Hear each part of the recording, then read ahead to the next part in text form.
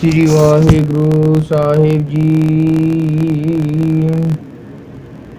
दंडौत बंदन अनेक बार, सर्ब कला समर्थ, डोलन ते राखो प्रभु, नानक दे कर हथ। ते कवन कवन गुण कह कह गावा, तू साहिब गुणी निधाना। तुमरी महिमा वर्ण न सको, तू ठाकुर ऊच भगवाना। मूक उचरै शास्त्र खट, पिंग गिरन चढ़ जाए। अंध लखै बदरो सुनै, जो काल कृपा कराए।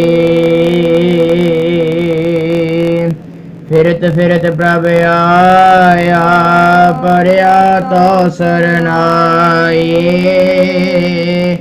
नानक की प्रभ बेनती, अपनी भगति लाए। नानक की प्रभ बेनती, अपनी भगति लाए। सतनाम श्री वाहिगुरु साहिब जी दोहरा। जब सकल सुर भज गए, तब नृप कीन मान।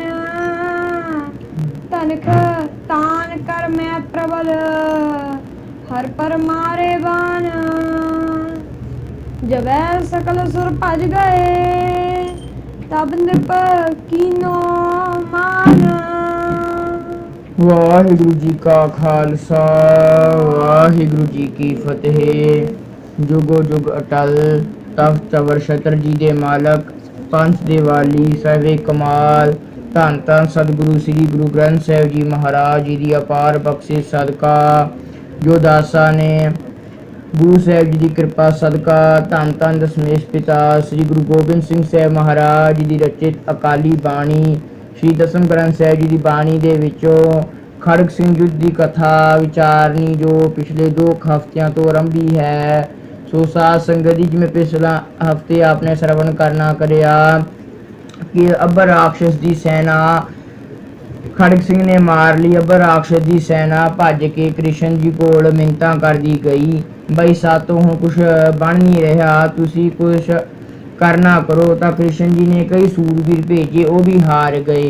सो जब कृष्ण जी ने देखा बई कुछ बन नहीं रहा, तो कृष्ण जी ने अपने सेना के प्रमुख सेनापति सातिकी वासुदेव, जो कृष्ण के पिता सन, कृष्ण जी के भराता बलराम जी आदਿਕਾਂ ਨੂੰ ਉਦਵ ਆਦਿਕਾਂ ਨੂੰ ਭੇਜਿਆ खड़ग सिंह ਦੇ ਨਾਲ ਲੜਾਈ ਕਰਨ ਵਾਸਤੇ। ਪਰ खड़ग सिंह ने ਆਉਂਦੀ ਸਾਰ ਉਹ ਵੀ ਹਰਾ ਦਿੱਤੇ।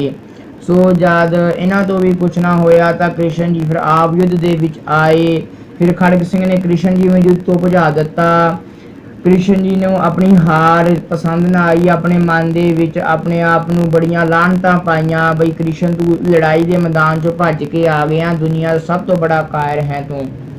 सो साध संगत जी, जब कृष्ण जी ने अपने मन च लानतां पाईयां, लानतां पा के अपने मन नूं ठालिया, फिर तो जो खड़ग सिंह नाल युद्ध लई तुर पए। सो साध संगत, कृष्ण जी ने खड़ग सिंह नाल बड़ा भारी युद्ध करिया, पर खड़ग सिंह ने एक ही वाह कृष्ण की चलन ना दिती। सो कृष्ण जी ने हार के फिर एक देव अस्त्र चलाया, सुर अस्त्र चलाया, जिहदे नाल इंद्र देवता अपनी फौज लैके आ गया। सो साध संगत जी, इंद्र देवते दे सेना दे विच सूरज चंद्रमा अग्नि आदिक भी आए।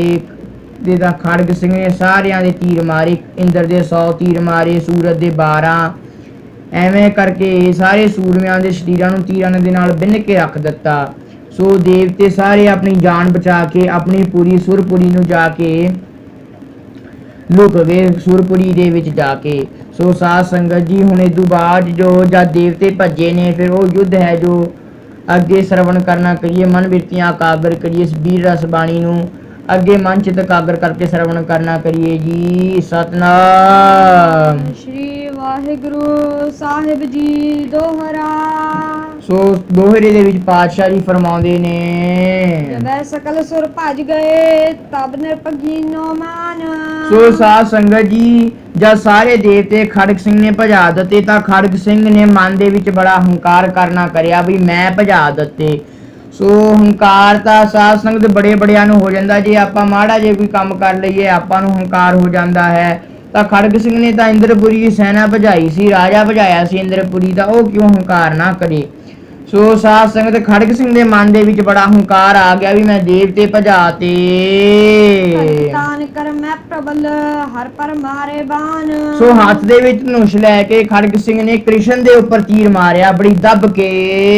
ਤਬ ਹਰ ਰਿਸਕਾ ਕਰ ਲਿਓ ਰਾਖਸ ਅਸਤਰ ਸੰਦਾਨ। ਜਦ ਕ੍ਰਿਸ਼ਨ ਜੀ ਦੇ ਤੀਰ ਵੱਜਿਆ ਜਬੈ ਬਾਣ ਲਾਗਿਓ ਤਬੈ ਰੋਸ ਜਾਗਿਓ। ਜਦ ਕ੍ਰਿਸ਼ਨ ਦੇ ਤੀਰ ਵੱਜਿਆ ਕ੍ਰਿਸ਼ਨ ਜੀ ਨੂੰ ਬੜਾ ਗੁੱਸਾ ਆਇਆ। ਸੋ ਜਿਵੇਂ ਕ੍ਰਿਸ਼ਨ ਜੀ ਨੇ ਪਹਿਲਾਂ ਦੇਵਤਿਆਂ ਨੂੰ ਬੁਲਾਇਆ ਸੀ, ਹੁਣ ਕ੍ਰਿਸ਼ਨ ਜੀ ਨੇ ਰਾਖਸ਼ਾਂ ਨੂੰ ਬੁਲਾਉਣਾ ਕੀਤਾ ਹੈ। ਸੋ ਹੁਣ ਮਨ 'ਚ ਸ਼ੰਕਾ ਆਵੇਗੀ ਵੀ ਕ੍ਰਿਸ਼ਨ ਤੇ ਰਾਖਸ਼ਾਂ ਦੀ ਤਾਂ 19-21 ਦਾ ਬੈਰ ਸੀ, ਬੜਾ ਭਾਰੀ ਬੈਰ ਸੀ ਉਹਨਾਂ ਦੇ ਵਿੱਚ ਤਾਂ। ਸੋ ਸਾਧ ਸੰਗਤ ਜੀ ਜੋ ਕ੍ਰਿਸ਼ਨ ਜੀ ਸਨ ਦੁਆਪਰ ਯੁੱਗ ਦੇ ਅਵਤਾਰ ਸਨ। ਸੋ ਜਿਵੇਂ ਸਤਯੁਗ ਦੇ ਵਿੱਚ 52 ਅਵਤਾਰ ਲੈ ਕੇ ਆਏ, ਤ੍ਰੇਤੇ ਦੇ ਵਿੱਚ ਰਾਮਚੰਦਰ ਦਾ ਅਤੇ ਦੁਆਪਰ ਦੇ ਵਿੱਚ ਕ੍ਰਿਸ਼ਨ ਦਾ ਤੇ ਕਲਯੁਗ ਦੇ ਵਿੱਚ ਨਾਰਾਇਣ ਸਰੂਪ ਆਪ ਹੀ ਆ ਗਏ ਗੁਰੂ ਨਾਨਕ ਦਾ ਰੂਪ ਲੈ ਕੇ। ਸੋ ਦੁਆਪਰ ਦੇ ਵਿੱਚ ਜਿੰਨੀਆਂ ਵੀ ਸ਼ਕਤੀਆਂ ਸਨ ਉਹਨਾਂ ਦੇ ਮਾਲਕ ਸਨ ਕ੍ਰਿਸ਼ਨ ਜੀ ਆਪ ਅਕਾਲ ਪੁਰਖ ਦਾ ਰੂਪ ਧਾਰ ਕੇ ਆਏ ਸਨ। ਸੋ ਦੇਵੀ ਦੇਵਤੇ ਰਾਖਸ਼ ਭਾਵੇਂ ਲੀਲਾ ਕਰਨ ਵਾਸਤੇ ਜਿਹੜੇ ਅਵਤਾਰ ਨੇ ਲੜਾਈ ਕਰਦੇ ਨੇ ਧਰਤੀ ਦੇ ਉੱਪਰ ਆ ਕੇ, ਪਰ ਇਹਨਾਂ ਦਾ ਕਿਸੇ ਨਾਲ ਵੈਰ ਨਹੀਂ ਹੁੰਦਾ, ਸਾਰੇ ਇਹਨਾਂ ਦੇ ਸੰਤਾਨਾਂ ਦੇ ਸਮਾਨ ਹੀ ਹੁੰਦੇ ਨੇ। ਸੋ ਕ੍ਰਿਸ਼ਨ ਜੀ ਨੇ ਉਹਨਾਂ ਦੀ ਆਗਿਆ ਤੋਂ ਬਾਹਰ ਨਹੀਂ ਨੇ ਰਾਖਸ਼। ਸੋ ਕ੍ਰਿਸ਼ਨ ਜੀ ਨੇ ਹੁਣ ਆਪਣੀ ਸਹਾਇਤਾ ਦੇ ਵਾਸਤੇ ਜਦ ਦੇਖਿਆ ਵੀ ਸਾਡੀ ਕੋਈ ਵਾਹ ਨਹੀਂ ਚੱਲ ਰਹੀ ਤਾਂ ਕ੍ਰਿਸ਼ਨ ਜੀ ਨੇ ਮਨ ਦੇ ਵਿੱਚ ਬੜੀ ਚਿੰਤਾ ਦੇ ਨਾਲ ਰਾਖਸ਼ਾਂ ਨੂੰ ਯਾਦ ਕਰਿਆ ਬਈ ਆਓ ਸਾਡੀ ਸਹਾਇਤਾ ਕਰੋ, ਤੁਹਾਡੀ ਲੋੜ ਆ ਗਈ ਹੈ। ਮੰਤਰਨ ਸਿਓ ਮੰਤਰ ਕਰ ਛਾੜਿਓ ਅਦਭੁਤ ਬਾਣ। ਸੋ ਮੰਤਰਾਂ ਨਾਲ ਵੀ ਮੰਤਰਿਤ ਕਰਕੇ ਤੀਰ ਦੇ ਉੱਪਰ ਮੰਤਰ ਪੜੇ, ਫਿਰ ਉਹ ਬਾਣ ਨੂੰ ਛੱਡ ਦਿੱਤਾ। ਸੋ ਸਵਈਏ ਦੇ ਵਿੱਚ ਫਰਮਾਉਂਦੇ ਨੇ ਜੈਤ ਅਨੇਕ ਭਏ ਤੇ ਕੇ ਬਲਵੰਡ ਰੂਪ ਭਿਆਨਕ ਕੀਨੇ। ਸੋ ਸਾਧ ਸੰਗਤ ਜਦ ਤੀਰ ਛੱਡਿਆ ਨਾ ਤਾਂ ਤੀਰ ਦੇ ਵਿੱਚੋਂ ਬੜੇ ਸਾਰੇ ਭਾਰੀ ਰਾਖਸ਼ ਨਿਕਲੇ ਜਿਨ੍ਹਾਂ ਦੀ ਸ਼ਕਲਾਂ ਬੜੀਆਂ ਭੈੜੀਆਂ ਸਨ, ਜਿਨ੍ਹਾਂ ਨੂੰ ਦੇਖ ਕੇ ਬੜਾ ਡਰ ਲੱਗਦਾ ਸੀ ਮਨ ਨੂੰ। ਚੱਕਰ ਧਰੇ ਜਮਦਾਰ ਛੁਰੀ ਅਸ ਢਾਲ ਗਦਾ ਬਰਛੀ ਕਰ ਲੀਨੇ। ਸੋ ਸਾਧ ਸੰਗਤ ਚੱਕਰ ਸੀ ਉਹਨਾਂ ਦੇ ਹੱਥ ਦੇ ਵਿੱਚ, ਜਮਧਾੜ ਸੀ, ਢਾਲ ਸੀ, ਗਦਾ ਸੀ। ਜਮਧਾੜ ਭਾਵ ਕਟਾਰ ਸੀ, ਉਹਨਾਂ ਨੇ ਸਭ ਚੀਜ਼ਾਂ ਹੱਥ ਦੇ ਵਿੱਚ ਫੜ ਲੈਣੀਆਂ ਕਰੀਆਂ ਸਨ। ਉਸਲ ਔਰ ਪਹਾਨ ਉਖਾਰ ਲਿਏ ਕਰ ਮੈਂ ਦਰਮਾ ਪਾਂਤ ਬਿਹੀਨੇ। ਸੋ ਸਾਧ ਸੰਗਤ ਮੁਸਲੀ ਭਾਵ ਗਦਾ ਹੱਥ 'ਚ ਫੜੀ ਹੋਈ ਸੀ ਅਤੇ ਕਈਆਂ ਨੇ ਪਹਾੜ ਪੱਟ ਕੇ ਹੱਥ ਦੇ ਵਿੱਚ ਫੜੇ ਹੋਏ ਸਨ, ਐਡੇ ਬਲੀ ਸਨ। ਦਾੰਤ ਵਢਾਏ ਕੈ ਨੈਣ ਕਚਾਏ ਕੈ ਆਏ ਕੈ ਭੂਪਤ ਕੋ ਪੈ ਦੀਨੇ। ਸੋ ਸਾਧ ਸੰਗਤ ਦੰਦਾਂ ਨੂੰ, ਜਿਵੇਂ ਸਾਧ ਸੰਗਤ ਕੋਈ ਬੰਦਾ ਗੁੱਸੇ ਵਿੱਚ ਦੰਦ ਰਗੜਦਾ ਹੋਵੇ ਨਾ, ਉਸੇ ਤਰ੍ਹਾਂ ਦੇ ਨਾਲ ਸਾਧ ਸੰਗਤ ਰਾਖਸ਼ ਆਪਣੇ ਬੜੇ ਬੜੇ ਜੋ ਦੰਦ ਸਨ ਉਹ ਰਗੜਦੇ ਸਨ। ਅੱਖਾਂ ਸਨ ਸਾਧ ਸੰਗਤ ਨੇ ਗੁੱਸੇ ਦੇ ਨਾਲ ਲਾਲ ਕਰੀਆਂ ਹੋਈਆਂ ਸਨ, ਕੱਢੀਆਂ ਹੋਈਆਂ ਸਨ ਬਾਹਰ ਨੂੰ, ਅਤੇ ਖੜਗ ਸਿੰਘ ਨੂੰ ਆਪਣੀ ਜਾਨ ਦੇ ਵਿੱਚ ਡਰ ਦੇ ਰਹੇ ਸਨ ਵੀ ਖੜਗ ਸਿੰਘ ਸਾਤੋਂ ਡਰ ਜਾਵੇ। ਸੋਈਏ ਦੇ ਵਿੱਚ ਫਰਮਾਉਂਦੇ ਨੇ ਕੇਸ ਵੱਡੇ ਸਿਰ ਬੇਸ ਬੁਰੇ ਅਰ ਦੇਹ ਮੇ ਰੋਸ ਵੱਡੇ ਜਿਨ ਕੇ। ਸੋ ਸਾਧ ਸੰਗਤ ਕੇਸ ਬਹੁਤ ਵੱਡੇ ਸਨ ਜਿਨ੍ਹਾਂ ਦੇ ਜਟਾਵਾਂ ਸਨ, ਸੋ ਜਿਨ੍ਹਾਂ ਦੇ ਭੇਸ ਬੜੇ ਬੁਰੇ ਸਨ। ਸੋ ਇਹਨਾਂ ਰਾਖਸ਼ਾਂ ਨੇ ਸਾਧ ਸੰਗਤ ਜਾਨਵਰਾਂ ਦੀਆਂ ਖੱਲਾਂ ਵੱਢ ਕੇ ਸਰੀਰ ਦੇ ਉੱਪਰ ਪਹਿਰੀਆਂ ਹੁੰਦੀਆਂ ਸਨ। ਸੋ ਜਿਨ੍ਹਾਂ ਦੇ ਭੇਸ ਬੜੇ ਹੀ ਬੁਰੇ ਸਨ, ਜਿਨ੍ਹਾਂ ਦੇ ਦੇਹੀ ਦੇ ਉੱਪਰ ਜਿਹੜੇ ਰੋਮ ਨੇ, ਜਿਹੜੇ ਸਾਧ ਸੰਗਤ ਆਪਣੇ ਦੇਹੀ ਦੇ ਉੱਪਰ ਬਾਲ ਨੇ, ਇਹਨਾਂ ਦੇ ਸਾਧ ਸੰਗਤ ਬੜੇ ਬੜੇ ਬਾਲ ਸਨ, ਦੇਹੀ ਦੇ ਉੱਪਰ ਬੜੇ ਬੜੇ ਰੋਮ ਸਨ। ਸੋ ਨਰਨ ਹਾਡਨ ਚਾਵਤ ਹੈ ਪੁਨ ਦਾਤਨ ਸੋ ਦਾੰਤ ਬਜੇ ਤਿਨਕੇ। ਸੋ ਸਾਧ ਸੰਗਤ ਜਿਵੇਂ ਹੱਡ ਦੇ ਨਾਲ ਹੱਡ ਵੱਜਦਾ ਹੈ ਤਾਂ ਆਵਾਜ਼ ਆਉਂਦੀ ਹੈ, ਸੋ ਉਸੇ ਤਰ੍ਹਾਂ ਦੇ ਨਾਲ ਸਾਧ ਸੰਗਤ ਜਦ ਰਾਖਸ਼ ਆਪਣੇ ਦੰਦਾਂ ਦੇ ਨਾਲ ਰਗੜਦੇ ਹਨ, ਦੰਦਾਂ ਨੂੰ ਰਗੜਦੇ ਨੇ ਤਾਂ ਇੰਨੀ ਭਾਰੀ ਭਿਆਨਕ ਗੜਗੜਾਹਟ ਹੁੰਦੀ ਹੈ ਕਿ ਮੇਘ ਵੀ ਲੱਜਾ ਖਾ ਜਾਂਦੇ ਨੇ, ਇੰਨੀ ਜ਼ਿਆਦਾ ਭਿਆਨਕ ਗੜਗੜਾਹਟ ਹੁੰਦੀ ਹੈ ਦੰਦ ਕੜਕਾਉਣ ਦੇ ਨਾਲ ਉਹਨਾਂ ਦੇ। ਸਰੌਨਤ ਕੇ ਅੱਖੀਆਂ ਜਿਨ ਕੀ ਸੰਗ ਕੌਣ ਭਿਰੈ ਬਲ ਕੈ ਇਨਕੇ। ਸੋ ਸਰ ਦਾ ਅਰਥ ਹੋ ਗਿਆ ਸਰੋਵਰ, ਸੋ ਸਰ ਦਾ ਅਰਥ ਹੋ ਗਿਆ ਸਰੋਵਰ ਤੇ ਸਰੌਨਤ ਦਾ ਅਰਥ ਹੋ ਗਿਆ ਖੂਨ। ਸੋ ਜਿਨ੍ਹਾਂ ਦੀਆਂ ਜਿਹੜੀਆਂ ਅੱਖਾਂ ਸਨ ਖੂਨ ਦੇ ਸਰੋਵਰ ਵਰਗੀਆਂ ਸਨ, ਭਾਵ ਇੰਨੀਆਂ ਜ਼ਿਆਦਾ ਲਾਲ ਸਨ ਬਈ ਜਿਵੇਂ ਅੱਖਾਂ ਦੇ ਵਿੱਚ ਖੂਨ ਦਾ ਸਰੋਵਰ ਹੀ ਹੋਵੇ, ਵੀ ਅੱਖਾਂ ਨਾ ਹੋਣ ਆਪਾਂ ਖੂਨ ਦਾ ਸਰੋਵਰ ਹੀ ਦੇਖ ਲਿਆ ਹੋਵੇ, ਇੰਨੀਆਂ ਜ਼ਿਆਦਾ ਅੱਖਾਂ ਜਿਨ੍ਹਾਂ ਦੀਆਂ ਲਾਲ ਸਨ। ਸੋ ਐਸੇ ਭਿਆਨਕ ਸ਼ਕਲ ਵਾਲੇ, ਇਹ ਜਿਹੇ ਭਿਆਨਕ ਰੂਪ ਵਾਲੇ ਰਾਖਸ਼ਾਂ ਦੇ ਨਾਲ ਕਿਹੜਾ ਯੁੱਧ ਕਰਨ ਦੀ ਹਿੰਮਤ ਕਰ ਸਕਦਾ ਹੈ। ਚਾਂਪ ਚੜਾਏ ਕੈ ਰਹਿਣ ਫਿਰੈ ਸਭ ਕਾਮ ਕਰੈ ਨਿਤ ਪਾਪਨ ਕੇ। ਸੋ ਸਾਧ ਸੰਗਤ ਸਰ ਦਾ ਅਰਥ ਹੋ ਗਿਆ ਤੀਰ। ਉਰੇ ਸਰ ਦੇ ਪਹਿਲਾਂ ਆਪਾਂ ਸਰੋਵਰ ਵੀ ਅਰਥ ਕੱਢਿਆ ਸੀ। ਇਹ ਪ੍ਰਾਇਵਾਚੀ ਸ਼ਬਦਾਂ ਦਾ ਪ੍ਰਯੋਗ ਕਰਿਆ ਜਾਂਦਾ ਹੈ ਜਾਂ ਬਹੁਤੇ ਸ਼ਬਦਾਂ ਦੀ ਇੱਕ ਸ਼ਬਦ। ਸੋ ਸਾਧ ਸੰਗਤ ਦੇ ਅਰਥ ਬੜੇ ਬਣ ਰਹੇ ਹਨ ਉਰੇ। ਸੋ ਉਰੇ ਸਰ ਦਾ ਅਰਥ ਹੋ ਗਿਆ ਤੀਰ, ਚਾਂਪ ਦਾ ਅਰਥ ਹੋ ਗਿਆ ਜਿਹੜੀ ਧਨੁਸ਼ ਦੀ ਡੋਰੀ ਹੁੰਦੀ ਹੈ ਉਸਨੂੰ ਚਾਂਪ ਕਹਿ ਦਿੰਦੇ ਨੇ। ਸੋ ਜਿਹੜੇ ਧਨੁਸ਼ ਦੇ ਉੱਪਰ ਤੀਰ ਚੜਾ ਕੇ ਸਾਰੀ ਰਾਤ ਫਿਰਦੇ ਰਹਿੰਦੇ ਨੇ, ਕਿਉਂਕਿ ਸਾਧ ਸੰਗਤ ਰਾਖਸ਼ਾਂ ਨੂੰ ਨਿਸ਼ਾਚਰ ਵੀ ਕਹਿੰਦੇ ਨੇ, ਕਿਉਂਕਿ ਇਹ ਰਾਤ ਦੇ ਟਾਈਮ ਦੇ ਉੱਪਰ ਫਿਰਦੇ ਨੇ। ਜਿਵੇਂ ਦੇਵਤਿਆਂ ਦਾ ਸਾਧ ਸੰਗਤ ਟਾਈਮ ਹੁੰਦਾ ਹੈ ਉਹ ਰਾਤ ਦੇ 3 ਵਜੇ ਸ਼ੁਰੂ ਹੁੰਦਾ ਹੈ, ਬ੍ਰਹਮ ਮੁਹੂਰਤ ਜਿਸ ਨੂੰ ਕਹਿ ਦਈਏ। ਸੋ ਇਹ ਰਾਖਸ਼ਾਂ ਦਾ ਜੋ ਭੂਤਾਂ ਪ੍ਰੇਤਾਂ ਦਾ ਟਾਈਮ ਹੁੰਦਾ ਹੈ 11 ਵਜੇ ਸ਼ੁਰੂ ਹੋ ਜਾਂਦਾ ਹੈ, ਇਹਦੇ 3 ਵਜੇ ਤੱਕ ਹੀ ਚੱਲਦਾ ਹੈ। ਸੋ ਇਹ ਖੇਤਾਂ ਦੇ ਵਿੱਚ ਹੁਣ ਵੀ ਸਾਧ ਸੰਗਤ ਇਹ ਇਸੇ ਤਰ੍ਹਾਂ ਦੇ ਭੇਸ ਦੇ ਵਿੱਚ ਫਿਰਦੇ ਨੇ। ਇਹ ਨਹੀਂ ਵੀ ਇਹ ਹੁਣ ਲੋਪ ਹੋ ਗਏ, ਟੈਕਨੋਲੋਜੀ ਜ਼ਿਆਦਾ ਆ ਗਈ। ਹੁਣ ਵੀ ਸਾਧ ਸੰਗਤ ਦੇ ਖੇਤਾਂ ਦੇ ਵਿੱਚ, ਸ਼ਮਸ਼ਾਨਾਂ ਦੇ ਵਿੱਚ, ਘਰਾਂ ਦੇ ਵਿੱਚ ਜਿੱਥੇ ਸ਼ਰਾਬ ਮੀਟ ਦਾ ਪ੍ਰਯੋਗ ਹੁੰਦਾ ਹੋਵੇ ਜਾਂ ਜਿੱਥੇ ਬਾਣੀ ਨਾ ਪੜ੍ਹੀ ਜਾਂਦੀ ਹੋਵੇ, ਐਸੇ ਡਰਾਉਣੇ ਜੇ ਘਰਾਂ ਦੇ ਵਿੱਚ ਰਾਖਸ਼ ਹੁਣ ਵੀ ਐਸਾ ਭਿਆਨਕ ਭੇਸ ਧਾਰਨ ਕਰਕੇ ਫਿਰਦੇ ਨੇ। ਸੋ ਇਹ ਦੰਦ ਚੱਬਦੇ ਨੇ, ਧਨੁਸ਼ ਇਹਨਾਂ ਦੇ ਧਨੁਸ਼ਾਂ ਦੇ ਉੱਪਰ ਤੀਰ ਚੜੇ ਹੋਏ ਹਨ ਅਤੇ ਇਹ ਪਾਪਾਂ ਦੇ ਕੰਮ ਕਰਦੇ ਨੇ, ਭਾਵ ਕਿਸੇ ਨੂੰ ਮਾਰ ਕੇ ਖਾ ਜਾਂਦੇ ਨੇ, ਕਿਸੇ ਨੂੰ ਤੰਗ ਕਰਦੇ ਨੇ। ਇਹ ਜੇ ਪਾਪ ਪੂਰਕ ਕੰਮ ਕਰਦੇ ਨੇ, ਭਾਵ ਦੁੱਖ ਦਿੰਦੇ ਨੇ ਲੋਕਾਂ ਨੂੰ। ਸੋਈਏ ਦੇ ਵਿੱਚ ਫਰਮਾਉਂਦੇ ਨੇ ਪਾਤਸ਼ਾਹ ਜੀ, ਆਏ ਪਰੇ ਮਿਲ ਕੇ ਉਤ ਰਾਖਸ ਭੂਪ ਇਤੇ ਫਿਰ ਠਾਡੋ ਰਹਿਓ ਹੈ। ਸੋ ਸਾਧ ਸੰਗਤ ਸਾਰੇ ਖੜਗ ਸਿੰਘ ਦੇ ਉੱਪਰ ਇੱਕੋ ਲੱਖ ਹੱਲਾ ਕਰਦੇ ਨੇ, ਪਰ ਇਹ ਜੀ ਇਹਨਾਂ ਦੀ ਭਿਆਨਕ ਸ਼ਕਲ ਦੇਖ ਕੇ ਖੜਗ ਸਿੰਘ ਘਬਰਾਉਂਦਾ ਨਹੀਂ ਹੈ, ਅਡਿਗ ਖੜਿਆ ਰਹਿੰਦਾ ਹੈ। ਢਾਡਲ ਕੇ ਆਪਣੇ ਮਨ ਕੋ ਰਿਸ ਸ਼ਸਤਰਨ ਸੋ ਇਹ ਭਾਂਤ ਕਹਿਓ ਹੈ। ਸੋ ਸਾਧ ਸੰਗਤ ਆਪਣੇ ਮਨ ਨੂੰ ਖੜਗ ਸਿੰਘ ਸਮਝਾ ਕੇ ਬੜੇ ਗੁੱਸੇ ਦੇ ਨਾਲ ਆਪਣੇ ਦੁਸ਼ਮਣਾਂ ਨੂੰ ਖੜਗ ਸਿੰਘ ਕਹਿੰਦਾ ਹੈ। ਆਸ ਵੈ ਹਨ ਹੋ ਰਹਿ ਮੈਂ ਰਨ ਮੈਂ ਕਹਿਓ ਬੱਤੀਆਂ ਤਨਵਾਨ ਗਇਓ ਹੈ। ਸੋ ਸਾਧ ਸੰਗਤ ਖੜਗ ਸਿੰਘ ਕਹਿੰਦਾ ਤੁਸੀਂ ਜਿੰਨੇ ਵੀ ਭੈੜੀ ਸ਼ਕਲਾਂ ਵਾਲੇ ਹੋ, ਜਿੰਨੇ ਵੀ ਤਕੜੇ ਹੋ, ਪਰ ਮੈਂ ਅੱਜ ਕੋਈ ਨਹੀਂ ਛੱਡਣਾ, ਤੁਹਾਨੂੰ ਸਾਰਿਆਂ ਨੂੰ ਮਾਰ ਲੂੰਗਾ। ਸੋ ਨਿਰਪ ਕੋ ਅਦ ਧੀਰਜ ਪੇਖ ਕੈ ਦਾਨਵ ਕੋ ਦਲ ਰੀਝ ਗਇਓ ਹੈ। ਸੋ ਵਾਹ। ਸੋ ਜੇ ਕੋਈ ਆਮ ਜਾਂ ਸੂਰਮਾ ਹੁੰਦਾ ਨਾ ਧਮਕੀ ਦੇ ਕੇ ਡਰ ਜਾਂਦਾ ਜਾਂ ਆਪਣੀ ਸ਼ਕਲ ਦਿਖਾ ਕੇ। ਪਹਿਲੀ ਗੱਲ ਤਾਂ ਸਾਧ ਸੰਗਤ ਇੰਨੀ ਭਿਆਨਕ ਸ਼ਕਲ ਵਾਲਿਆਂ ਨੂੰ ਦੇਖ ਕੇ ਕੋਈ ਖੜਦਾ ਨਾ ਲੜਾਈ ਦੇ ਵਿੱਚ, ਪਰ ਉਹ ਸਾਧ ਸੰਗਤ ਖੜਗ ਸਿੰਘ ਸੀ। ਸੋ ਰਾਖਸ਼ ਵੀ ਸੂਰਮੇ ਸਨ। ਜਦੋਂ ਖੜਗ ਸਿੰਘ ਨੇ ਉਹਨਾਂ ਨੂੰ ਕਿਹਾ ਰਾਖਸ਼ਾਂ ਨੂੰ ਵੀ ਅੱਜ ਮੈਂ ਕੋਈ ਛੱਡਣਾ ਨਹੀਂ, ਮਾਰ ਲੂੰਗਾ ਤੁਹਾਨੂੰ ਸਾਰਿਆਂ ਨੂੰ, ਤਾਂ ਇਹ ਗੱਲ ਸੁਣ ਕੇ ਰਾਖਸ਼ ਬੜੇ ਖੁਸ਼ ਹੋਏ, ਬਈ ਵਾਹ, ਕੋਈ ਪਹਿਲੀ ਵਾਰ ਕਿਸੇ ਨੇ ਸਾਨੂੰ ਯੁੱਧ ਵਾਸਤੇ ਲਲਕਾਰਿਆ ਹੈ।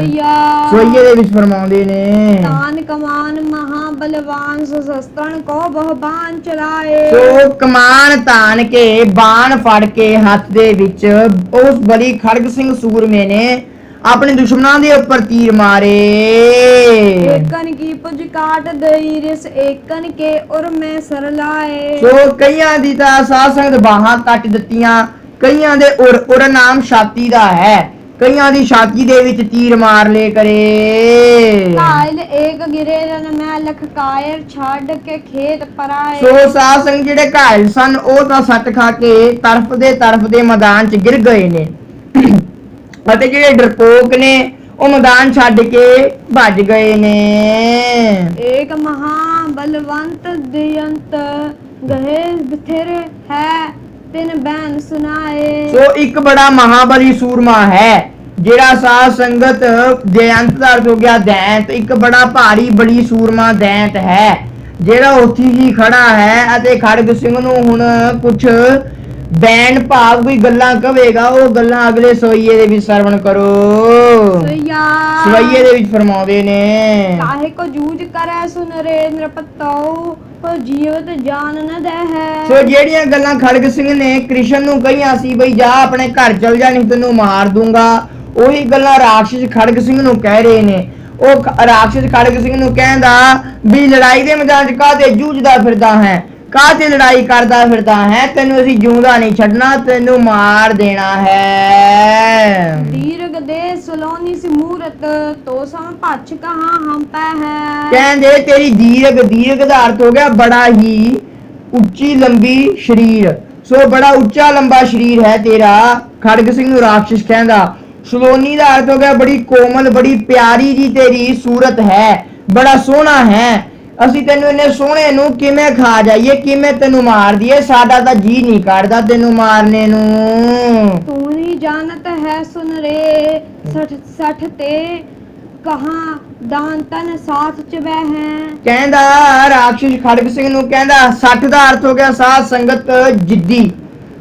ਸੋ ਖੜਗ ਸਿੰਘ ਨੂੰ ਰਾਖਸ਼ ਕਹਿੰਦਾ ਤੂੰ ਨਹੀਂ ਜਾਣਦਾ ਉਹ ਜਿੱਦੀ ਬੰਦਿਆ ਵੀ ਅਸੀਂ ਤੈਨੂੰ ਦੰਦਾਂ ਦੇ ਨਾਲ ਚੱਬ ਕੇ ਖਾ ਜਾਵਾਂਗੇ, ਕੋਈ ਲੜਨ ਦੀ ਵੀ ਲੋੜ ਨਹੀਂ, ਤੂੰ ਸਾਡੇ ਵਾਸਤੇ ਜੰਤੂ ਦੇ ਸਮਾਨ ਹੈ। तो ही के मास के खंडन खंड के पावक बान में पूज के खे है। ਕਹਿੰਦਾ ਬਈ ਤੇਰੇ ਮਾਸ ਨੂੰ ਅਸੀਂ ਭਾਵ ਤੇਰੇ ਸਰੀਰ ਨੂੰ ਟੋਟੇ ਟੋਟੇ ਕਰਕੇ, ਪਾਵਕ ਦਾ ਅਰਥ ਹੋ ਗਿਆ ਅੱਗ ਦੇ ਵਿੱਚ ਭੁੰਨ ਕੇ ਖਾ ਜਾਵਾਂਗੇ। दोहरा ਦੋਹੇ ਦੇ ਵਿੱਚ ਫਰਮਾਉਂਦੇ ਨੇ। जो सुन कहते हैं बैन को नृप बोलियो रिस खाए। ਸੋ ਉਹਨਾਂ ਦੀਆਂ ਇਹ ਗੱਲਾਂ ਸੁਣ ਕੇ ਖੜਗ ਸਿੰਘ ਰਾਖਸ਼ ਦੀ ਇਹ ਗੱਲ ਸੁਣ ਕੇ ਬੋਲਿਆ ਹੈ जो हम ते पज जाए ते माता दूध अपाए। ਕਹਿੰਦਾ ਜਿਹੜਾ ਮੇਰੇ ਤੋਂ ਭੱਜ ਕੇ ਚਲਾ ਗਿਆ ਨਾ, ਅੱਜ ਮੇਰੇ ਤੋਂ ਭੱਜ ਕੇ ਚਲਾ ਗਿਆ ਜਾਂ ਮੇਰੇ ਤੋਂ ਡਰ ਕੇ ਭੱਜ ਗਿਆ, ਸਮਝ ਲਓ ਉਹਨੇ ਮਾਂ ਦੇ ਜਿੱਦ ਨੂੰ ਲਾਜ ਲਾ ਦਿੱਤੀ। एक बैन सुन दानवी सैन परी सब ताए। ਸੋ ਸਾਧ ਸੰਗਤ ਜਾਂ ਸੂਰਮੇ ਨਾ ਐਸੀ ਕਿਸੇ ਨੂੰ ਗੱਲ ਕਹਿ ਦਈਏ, ਪ੍ਰਾਤਨ ਸਮਿਆਂ ਦੇ ਵਿੱਚ ਕੀ ਹੁੰਦਾ ਸੀ, ਜੇ ਕਿਸੇ ਨੂੰ ਕਹਿ ਦਈਏ ਵੀ ਤੂੰ ਕਾਇਰ ਹੈ ਤਾਂ ਉਹਦੇ ਮਨ ਨੂੰ ਬੜੀ ਸੱਟ ਲੱਗੀ ਸੀ। ਸਾਧ ਸੰਗਤ ਉਸ ਨੂੰ ਬੜਾ ਗੁੱਸਾ ਲੱਗਦਾ ਸੀ, ਉਹਦੇ ਵਾਸਤੇ ਗਾਲ ਦੇ ਸਮਾਨ ਗੱਲ ਹੁੰਦੀ ਸੀ, ਡਰਪੋਕ ਸ਼ਬਦ। ਸੋ ਆਪਾਂ ਤਾਂ ਹੁਣ ਇਹ ਗੱਲਾਂ ਆਮ ਜੀ ਸੁਣੀ ਜਾਂਦੇ ਆ, ਪਰ ਪ੍ਰਾਤਨ ਸਮੇਂ ਦੇ ਵਿੱਚ ਇਹ ਜਿਹੜੇ ਸੂਰਬੀਰ ਸਨ ਉਹਨਾਂ ਨੂੰ ਬੜੀ ਮਾੜਾ ਸ਼ਬਦ ਲੱਗਦਾ ਸੀ ਵੀ ਡਰਪੋਕ ਸਾਨੂੰ ਕਹਿਤਾ, ਬੜਾ ਮਾੜਾ ਸ਼ਬਦ ਹੈ ਇਹ। ਸੋ ਸਾਧ ਸੰਗਤ ਜੀ ਜਦ ਖੜਗ ਸਿੰਘ ਨੇ ਇਹ ਜੀ ਗੱਲਾਂ ਕਹੀਆਂ ਵੀ ਤੂੰ ਮਾਂ ਦੇ ਦੁੱਧ ਨੂੰ ਲਾਜ ਲਾਵੇਂਗਾ ਜਦੋਂ ਭੱਜ ਗਿਆ ਮੇਰੇ ਤੋਂ ਬਚ ਕੇ, ਤਾਂ ਸਾਧ ਸੰਗਤ ਇਹੀ ਜੀ ਗੱਲ ਸੁਣ ਕੇ ਉਹਦੇ ਮਾੜੇ ਬੈਨ ਕੂ ਬੈਨ, ਸੋ ਕੂ ਦਾ ਅਰਥ ਹੋ ਗਿਆ ਮਾੜਾ, ਬੈਨ ਦਾ ਅਰਥ ਹੋ ਗਿਆ ਗੱਲ, ਇਹੀ ਜੀ ਮਾੜੀ ਗੱਲ ਸੁਣ ਕੇ ਖੜਗ ਸਿੰਘ ਦੇ ਮੂੰਹ ਤੋਂ ਰਾਖਸ਼ ਕਹਿੰਦਾ और घेरियो नृपत खेर बार की न्याय। ਸੋ ਸਾਧ ਸੰਗਤ ਖੜਗ ਸਿੰਘ ਨੂੰ ਰਾਖਸ਼ਾਂ ਨੇ ਇਹ ਗੱਲ ਸੁਣ ਕੇ ਚਾਰੇ ਪਾਸੇ ਤੋਂ ਘੇਰ ਲਿਆ, ਜਿਵੇਂ ਜਿਹੜੀ ਬਾੜ ਹੁੰਦੀ ਹੈ ਨਾ ਖੇਤਾਂ ਨੂੰ ਘੇਰਦੀ ਹੈ, ਭਾਵ ਜਿਵੇਂ ਕਿਸਾਨ ਡੰਗਰਾਂ ਪਸ਼ੂਆਂ ਤੋਂ ਆਪਣੀ ਫਸਲ ਨੂੰ ਬਚਾਉਣ ਵਾਸਤੇ ਖੇਤ ਦੇ ਆਲੇ ਦੁਆਲੇ ਬਾੜ ਲਗਾ ਦਿੰਦੇ ਨੇ। ਸੋ ਜਿਵੇਂ ਸਾਧ ਸੰਗਤ ਬਾੜ ਜਿਹੜੀ ਖੇਤ ਨੂੰ ਚਾਰੇ ਪਾਸੇ ਤੋਂ ਘੇਰਦੀ ਹੈ, ਉਸੇ ਤਰ੍ਹਾਂ ਦੇ ਨਾਲ ਰਾਖਸ਼ਾਂ ਨੇ ਖੜਗ ਸਿੰਘ ਨੂੰ ਚੌਹਾਂ ਪਾਸੇ ਤੋਂ ਘੇਰ ਲਿਆ। ਸੋ ਸਾਧ ਸੰਗਤ ਦੇ ਪੌੜੀ ਦੇ ਵਿੱਚ 4 ਪੰਕਤੀਆਂ ਨੇ, ਸੋ 4 ਪੰਕਤੀਆਂ ਦੇ ਸਮੇਲ ਵਾਲੀ ਪੌੜੀ ਨੂੰ ਚੌਪਈ ਆਖ ਦਿੰਦੇ ਨੇ। असुर घेर खड़ग सिंह लीनो। ਸੋ ਅਸੁਰਾ ਭਾਵ ਰਾਖਸ਼ਾਂ ਨੇ ਖੜਗ ਸਿੰਘ ਨੂੰ ਘੇਰ ਲਿਆ। तब नृप को पकनो मन कीनो। ਸੋ ਤਾਂ ਖੜਗ ਸਿੰਘ ਨੇ ਜਦ ਉਸ ਨੂੰ ਘੇਰ ਲਿਆ ਰਾਖਸ਼ਾਂ ਨੇ, ਤਾਂ ਖੜਗ ਸਿੰਘ ਨੇ ਬੜਾ ਗੁੱਸਾ ਦਿਖਾਇਆ ਆਪਣੇ ਮਨ ਦੇ ਵਿੱਚ। ਧਨ ਕੋ ਬਾਣ ਕਰ ਵੀਰ ਸੰਭਾਰੇ। ਸੋ ਹੱਥ ਦੇ ਵਿੱਚ ਸਾਧ ਸੰਗਤ ਧਨੁਖ ਭਾਵ ਧਨੁਸ਼ ਤੇ ਤੀਰ ਫੜ ਲਏ। ਸ਼ਸਤਰ ਅਨੇਕ ਮਾਰ ਹੀ ਡਾਰੇ। ਸੋ ਬੜੇ ਬੜੇ ਭਾਰੀ ਸ਼ਤਰੂ ਆਪਣੇ ਮਾਰ ਲਏ ਮੈਦਾਨ ਦੇ ਵਿੱਚ। ਕਰੂਰ ਕਰਮ ਇੱਕ ਰਾਖਸ਼ ਨਾਮਾ। ਸੋ ਇੱਕ ਰਾਖਸ਼ ਆਇਆ ਖੜਗ ਸਿੰਘ ਦੇ ਸਾਹਮਣੇ ਲੜਾਈ ਲਈ, ਉਹਦਾ ਨਾਮ ਸੀ ਕਰੂਰ ਕਰਮ। ਜਿਤ ਜੀਤੇ ਆਗੇ ਸੰਗਰਾਮਾ। ਜਿਹਨੇ ਪਹਿਲਾਂ ਹੀ ਬੜੇ ਲੜਾਈਆਂ ਜਿੱਤ ਚੁੱਕਿਆ ਸੀ, ਬੜਾ ਭਾਰੀ ਸੂਰਮਾ ਸੀ ਕਰੂਰ ਕਰਮ। ਸੋ ਤਬ ਹੀ ਨ੍ਰਿਪ ਸਾਮ ਹੋਏ ਗਇਓ। ਸੋ ਸਾਧ ਸੰਗਤ ਉਹ ਖੜਗ ਸਿੰਘ ਦੇ ਸਾਹਮਣੇ ਗਿਆ ਕਰੂਰ ਕਰਮ। ਅਤਈ ਜੂਝ ਦੋਹਨ ਕੋ ਪਇਓ। ਸੋ ਇਹਨਾਂ ਦੋਹਾਂ ਦਾ ਬੜਾ ਭਾਰੀ ਯੁੱਧ ਹੋਇਆ, ਕਰੂਰ ਕਰਮ ਤੇ ਖੜਗ ਸਿੰਘ ਦਾ। ਸੋਇਆ ਸੋ ਇਹਦੇ ਵਿੱਚ ਫਰਮਾਉਂਦੇ ਨੇ ਆਯੁਧ ਲੈ ਸਭ ਹੀ ਆਪਣੇ ਤਬ ਹੀ ਵਹਿ ਭੂਪਤ ਸੰਗ ਅਰਿਓ। ਸੋ ਆਯੁਧ ਦਾ ਅਰਥ ਹੋ ਗਿਆ ਲੜਾਈ ਦੇ ਮੈਦਾਨ ਦੇ ਵਿੱਚ ਸਾਰੇ ਆਪਣੇ ਆਪਣੇ ਹਥਿਆਰ ਲੈ ਕੇ ਆ ਗਏ ਨੇ, ਤੇ ਹੁਣ ਖੜਗ ਸਿੰਘ ਤੇ ਕਰੂਰ ਕਰਮ ਦਾ ਲੜਾਈ ਚੱਲ ਰਹੀ ਹੈ, ਦੋਹੇ ਇੱਕ ਦੂਜੇ ਸਾਹਮਣੇ ਅੜ ਗਏ ਨੇ। ਨਾ ਖੜਗ ਸਿੰਘ ਪਿੱਛੇ ਪੈਰ ਪੱਟਦਾ ਹੈ, ਨਾ ਕਰੂਰ ਕਰਮ। युद्ध अनेक प्रकार की और अनकीछत ते को ना हटरियो है। ਸੋ ਸਾਧ ਸੰਗਤ ਦੋਹੇ ਬੜੇ ਭਾਂਤ ਭਾਂਤ ਦੇ ਯੁੱਧ ਕਰਦੇ ਨੇ। ਖੜਗ ਕੋਈ ਅਸਤਰ ਚਲਾਉਂਦਾ ਹੈ, ਕੋਈ ਵਰੁਣ ਅਸਤਰ ਚਲਾਉਂਦਾ ਹੈ, ਕੋਈ ਅਗਨੀ ਅਸਤਰ ਚਲਾਉਂਦਾ ਹੈ। ਭਾਂਤ ਭਾਂਤ ਦੇ ਅਸਤਰ ਚਲਾਉਂਦੇ ਨੇ ਤੇ ਭਾਂਤ ਭਾਂਤ ਤਰ੍ਹਾਂ ਦੇ ਨਾਲ ਯੁੱਧ ਕਰਦੇ ਨੇ। ਕਦੇ ਕਿਰਪਾਨ ਦੇ ਨਾਲ ਲੜਦੇ ਨੇ, ਕਦੇ ਮੱਲ ਯੁੱਧ ਕਰਦੇ ਨੇ। ਸੋ ਲੜਾਈ ਦੇ ਮੈਦਾਨ 'ਚ ਦੋਹੇ ਡਰਦੇ ਨਹੀਂ, ਪਿੱਛੇ ਪੈਰ ਨਹੀਂ ਪੱਟਦੇ, ਅੱਗੇ ਹੋ ਕੇ ਲੜਦੇ ਨੇ। नृप लै कर मैं असको रिप मुंड कटियो गिर भूव परियो है। ਸੋ ਸਾਧ ਸੰਗਤ ਕੀ ਗੱਲ ਲੈਣਾ ਕਰਿਆ ਹੁਣ ਖੜਗ ਸਿੰਘ ਨੇ, ਜਦ ਇਹ ਹਟਿਆ ਹੀ ਨਹੀਂ। ਸੋ ਕਰੂਰ ਕਰਮ ਤਾਂ ਨਿਰਪ ਭਾਵ ਰਾਜੇ ਖੜਗ ਸਿੰਘ ਨੇ ਹੱਥ ਦੇ ਵਿੱਚ ਕਿਰਪਾਨ ਫੜ ਕੇ, ਅਸ ਦੇ ਵਿੱਚ ਅਸ ਫੜ ਕੇ, ਭਾਵ ਹੱਥ ਦੇ ਵਿੱਚ ਕਿਰਪਾਨ ਫੜ ਕੇ ਰਿਪ ਭਾਵ ਰਾਖਸ਼ ਦਾ ਜੋ ਸਿਰ ਹੈ ਵੱਢ ਲੈਣਾ ਕਰਿਆ। दे छुटकियो नहीं को बहनियो निज ओठ त्यो दांतन सो पकड़ियो है। ਸੋ ਸਾਧ ਸੰਗਤ ਜੀ ਜਦ ਖੜਗ ਸਿੰਘ ਨੇ ਉਸ ਰਾਖਸ਼ ਦਾ ਕਰੂਰ ਕਰਮ ਦਾ ਸਿਰ ਵੱਢ ਲੈਣਾ ਕਰਿਆ, ਸੋ ਸਰੀਰ ਵੱਢਣ ਦੇ ਸਮੇਂ ਜੋ ਉਸ ਦੀ ਜੋ ਸਰੀਰ ਸੀ, ਦੇਹੀ ਸੀ ਕਰੂਰ ਕਰਮ ਦੀ, ਉਹ ਪੂਰੀ ਜ਼ਿਆਦਾ ਮੋਸ਼ਨ ਭਾਵ ਲੜਾਈ ਦੇ ਮੂਡ ਦੇ ਵਿੱਚ ਸੀ। ਸਾਧ ਸੰਗਤ ਪੂਰੀ ਜ਼ਿਆਦਾ ਲੜਾਈ ਕਰ ਰਹੀ ਸੀ, ਦੇਹੀ ਜੋ ਉਹ ਕਰੂਰ ਕਰਮ ਦੀ ਸੀ। ਸੋ ਉਹਦੀ ਜੋ ਦੇਹੀ ਸੀ ਸ਼ਾਂਤ ਨਹੀਂ ਹੋਈ ਕਰੂਰ ਕਰਮ ਦੀ, ਉਹ ਛਟਪਟਾਈ ਗਈ। ਭਾਵ ਖੜਗ ਸਿੰਘ ਦੇ ਨਾਲ ਜਿਹੜਾ ਕਰੂਰ ਕਰਮ ਸੀ ਬਿਨਾਂ ਸਿਰ ਤੋਂ ਲੜਾਈ ਕਰਦਾ ਰਿਹਾ। ਸੋ ਜਿਹੜਾ ਦਾ ਸਿਰ ਸੀ ਉਹ ਥੱਲੇ ਡਿੱਗ ਗਿਆ। ਸੋ ਜਿਹੜਾ ਸਿਰ ਸੀ ਉਹਦਾ ਦੰਦ ਭਾਵ ਗੁੱਸੇ ਦੇ ਨਾਲ ਉਸੇ ਤਰ੍ਹਾਂ ਨਾਲ ਦੰਦ ਚੱਬੀ ਜਾ ਰਿਹਾ ਸੀ। ਸੋ ਅਤੇ ਉਸ ਦੀ ਦੇਹੀ ਸੀ ਜੋ ਖੜਗ ਸਿੰਘ ਦੇ ਨਾਲ ਯੁੱਧ ਕਰੀ ਜਾ ਰਹੀ ਸੀ। दोहरा ਦੋਹਰੇ ਦੇ ਵਿੱਚ ਫਰਮਾਉਂਦੇ ਨੇ। क्रूर कर्म को खड़ग सिंह जब मारे और ठौर। ਸੋ ਜਦੋਂ ਸਾਧ ਸੰਗਤ ਉਸ ਦੀ ਦੇਹੀ ਵੀ ਸ਼ਾਂਤ ਹੋ ਗਈ, ਕਿਉਂਕਿ ਜੋ ਖੂਨ ਸੀ ਸਾਧ ਸੰਗਤ ਪੂਰਾ ਜ਼ਿਆਦਾ ਉਬਾਲੇ ਮਾਰ ਰਿਹਾ ਸੀ। ਜਦੋਂ ਖੂਨ ਸਾਧ ਸੰਗਤ ਸ਼ਾਂਤ ਹੋ ਗਿਆ, ਬਿਲਕੁਲ ਦਿਮਾਗ ਤੱਕ ਨਾ ਪਹੁੰਚਿਆ, ਜੋ ਬਿਲਕੁਲ ਸ਼ਾਂਤ ਹੋ ਗਿਆ ਥੋੜਾ ਸਮਾਂ ਪਾ ਕੇ, ਤਾਂ ਕਰੂਰ ਕਰਮ ਵੀ ਮਾਰਿਆ ਗਿਆ। ਸੋ ਸਾਧ ਸੰਗਤ ਖੜਗ ਸਿੰਘ ਨੇ ਜਦੋਂ ਕਰੂਰ ਕਰਮ ਦੈਂਤ ਨੂੰ ਮਾਰ ਲਿਆ ਲੜਾਈ ਦੇ ਮੈਦਾਨ ਵਿੱਚ, असुरन की सेना होते दानव निकसे और। ਸੋ ਦਾਨਵਾਂ ਦੀ ਸੈਨਾ ਦੇ ਵਿੱਚੋਂ ਕਰੂਰ ਕਰਮ ਦੀ ਮੌਤ ਤੋਂ ਬਾਅਦ ਹੋਰ ਵੀ ਰਾਖਸ਼ ਆ ਗਏ ਖੜਗ ਸਿੰਘ ਨਾਲ ਲੜਾਈ ਲਈ। सोरठा ਸੋ ਸੋਰਠਾ ਸਾਧ ਸੰਗਤ ਇੱਕ ਐਸੀ ਛੰਦ ਜਾਂ ਕਹਿ ਲੋ ਪੌੜੀ ਹੁੰਦੀ ਹੈ ਜਿਸ ਦੀਆਂ ਦੋਹੇ ਪੰਕਤੀਆਂ ਦੀ ਜਿਹੜੀ ਤੁਕ ਹੈ ਆਪਸ ਦੇ ਵਿੱਚ ਨਹੀਂ ਮਿਲਦੀ। ਜਿਵੇਂ ਸਾਧ ਸੰਗਤ ਜਿਵੇਂ ਇਹ ਸੋਰਠੇ ਦੀ ਜਿਹੜੀ ਪਹਿਲੀ ਪੰਕਤੀ ਹੈ, ਸੋਰਠੇ ਦੀ ਪਹਿਲੀ ਪੰਕਤੀ ਦੇ ਅੰਤ ਦੇ ਵਿੱਚ ਆਤਾ ਹੈ ਅਤੇ ਜੋ ਦੂਸਰੀ ਪੰਕਤੀ ਹੈ ਉਸ ਦੇ ਵਿੱਚ ਡਰਿਓ ਹੈ। ਸੋ ਦੋਹੇ ਪੰਕਤੀਆਂ ਦਾ ਆਪਸ ਦੇ ਵਿੱਚ ਸੁਮੇਲ ਨਹੀਂ ਹੋ ਰਿਹਾ, ਉਹ ਸੋਰਠਾ ਬਣ ਗਿਆ। क्रूर दैत यह नाम क्रूर दैत जिह नाम बड़ो दैत बलवंड अत। ਸੋ ਸਾਧ ਸੰਗਤ ਜਿਹੜਾ ਇਹਦੂ ਪਹਿਲਾਂ ਸੀਗਾ ਉਹ ਕਰੂਰ ਕਰਮ ਦਾ ਜਿਹੜਾ ਭਾਈ ਹੈ।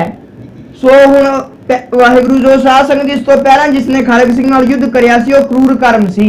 ਸੋ ਹੁਣ ਕਰੂਰ ਕਰਮ ਦਾ ਜਿਹੜਾ ਭਾਈ ਹੈ ਕਰੂਰ ਦੈਂਤ, ਉਹ ਖੜਗ ਸਿੰਘ ਦੇ ਨਾਲ ਲੜਾਈ ਲਈ ਆ ਗਿਆ। ਇਹ ਵੀ ਸਾਧ ਸੰਗਤ ਬੜਾ ਭਾਰੀ ਸੂਰਮਾ ਸੀ ਕਰੂਰ। आगे बहु संग्राम लड़ियो अरियो नाहर डरियो। ਸੋ ਸਾਧ ਸੰਗਤ ਇਹ ਵੀ ਆਪਣੇ ਭਾਈ ਕਰੂਰ ਕਰਮ ਦੀ ਤਰ੍ਹਾਂ ਦੇ ਨਾਲ ਬੜਾ ਭਾਰੀ ਯੋਧਾ ਸੀ।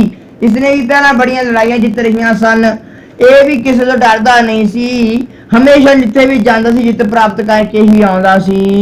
चौपाई ਸੋ ਚੌਪਈ ਦੇ ਵਿੱਚ ਫਰਮਾਉਂਦੇ ਨੇ। क्रूर कर्म बद नैन निहारियो। ਸੋ ਕਰੂਰ ਕਰਮ ਦੇ ਜਿਹੜਾ ਵੱਧ ਸੀ, ਭਾਵ ਸਾਧ ਸੰਗਤ ਕਰੂਰ ਕਰਮ ਦੀ ਜਿਹੜੀ ਹੱਤਿਆ ਸੀ, ਕਰੂਰ ਕਰਮ ਦੀ ਜਿਹੜੀ ਮੌਤ ਸੀ, ਇਹ ਕਰੂਰ ਰਾਖਸ਼ ਨੇ ਉਸਦੇ ਭਾਈ ਨੇ ਆਪਣੀ ਅੱਖਾਂ ਦੇ ਨਾਲ ਦੇਖੀ ਸੀ। तभी अपने खड़ग संभारियो। ਜਦ ਇਸਨੇ ਦੇਖਿਆ ਵੀ ਮੇਰੇ ਭਰਾ ਦਾ ਕਤਲ ਕਰਤਾ ਖੜਗ ਸਿੰਘ ਨੇ, ਤਾਂ ਇਹਨੇ ਵੀ ਆਪਣੇ ਹੱਥ ਦੇ ਵਿੱਚ ਕਿਰਪਾਨ ਫੜ ਲਈ ਕਰੂਰ ਨੇ।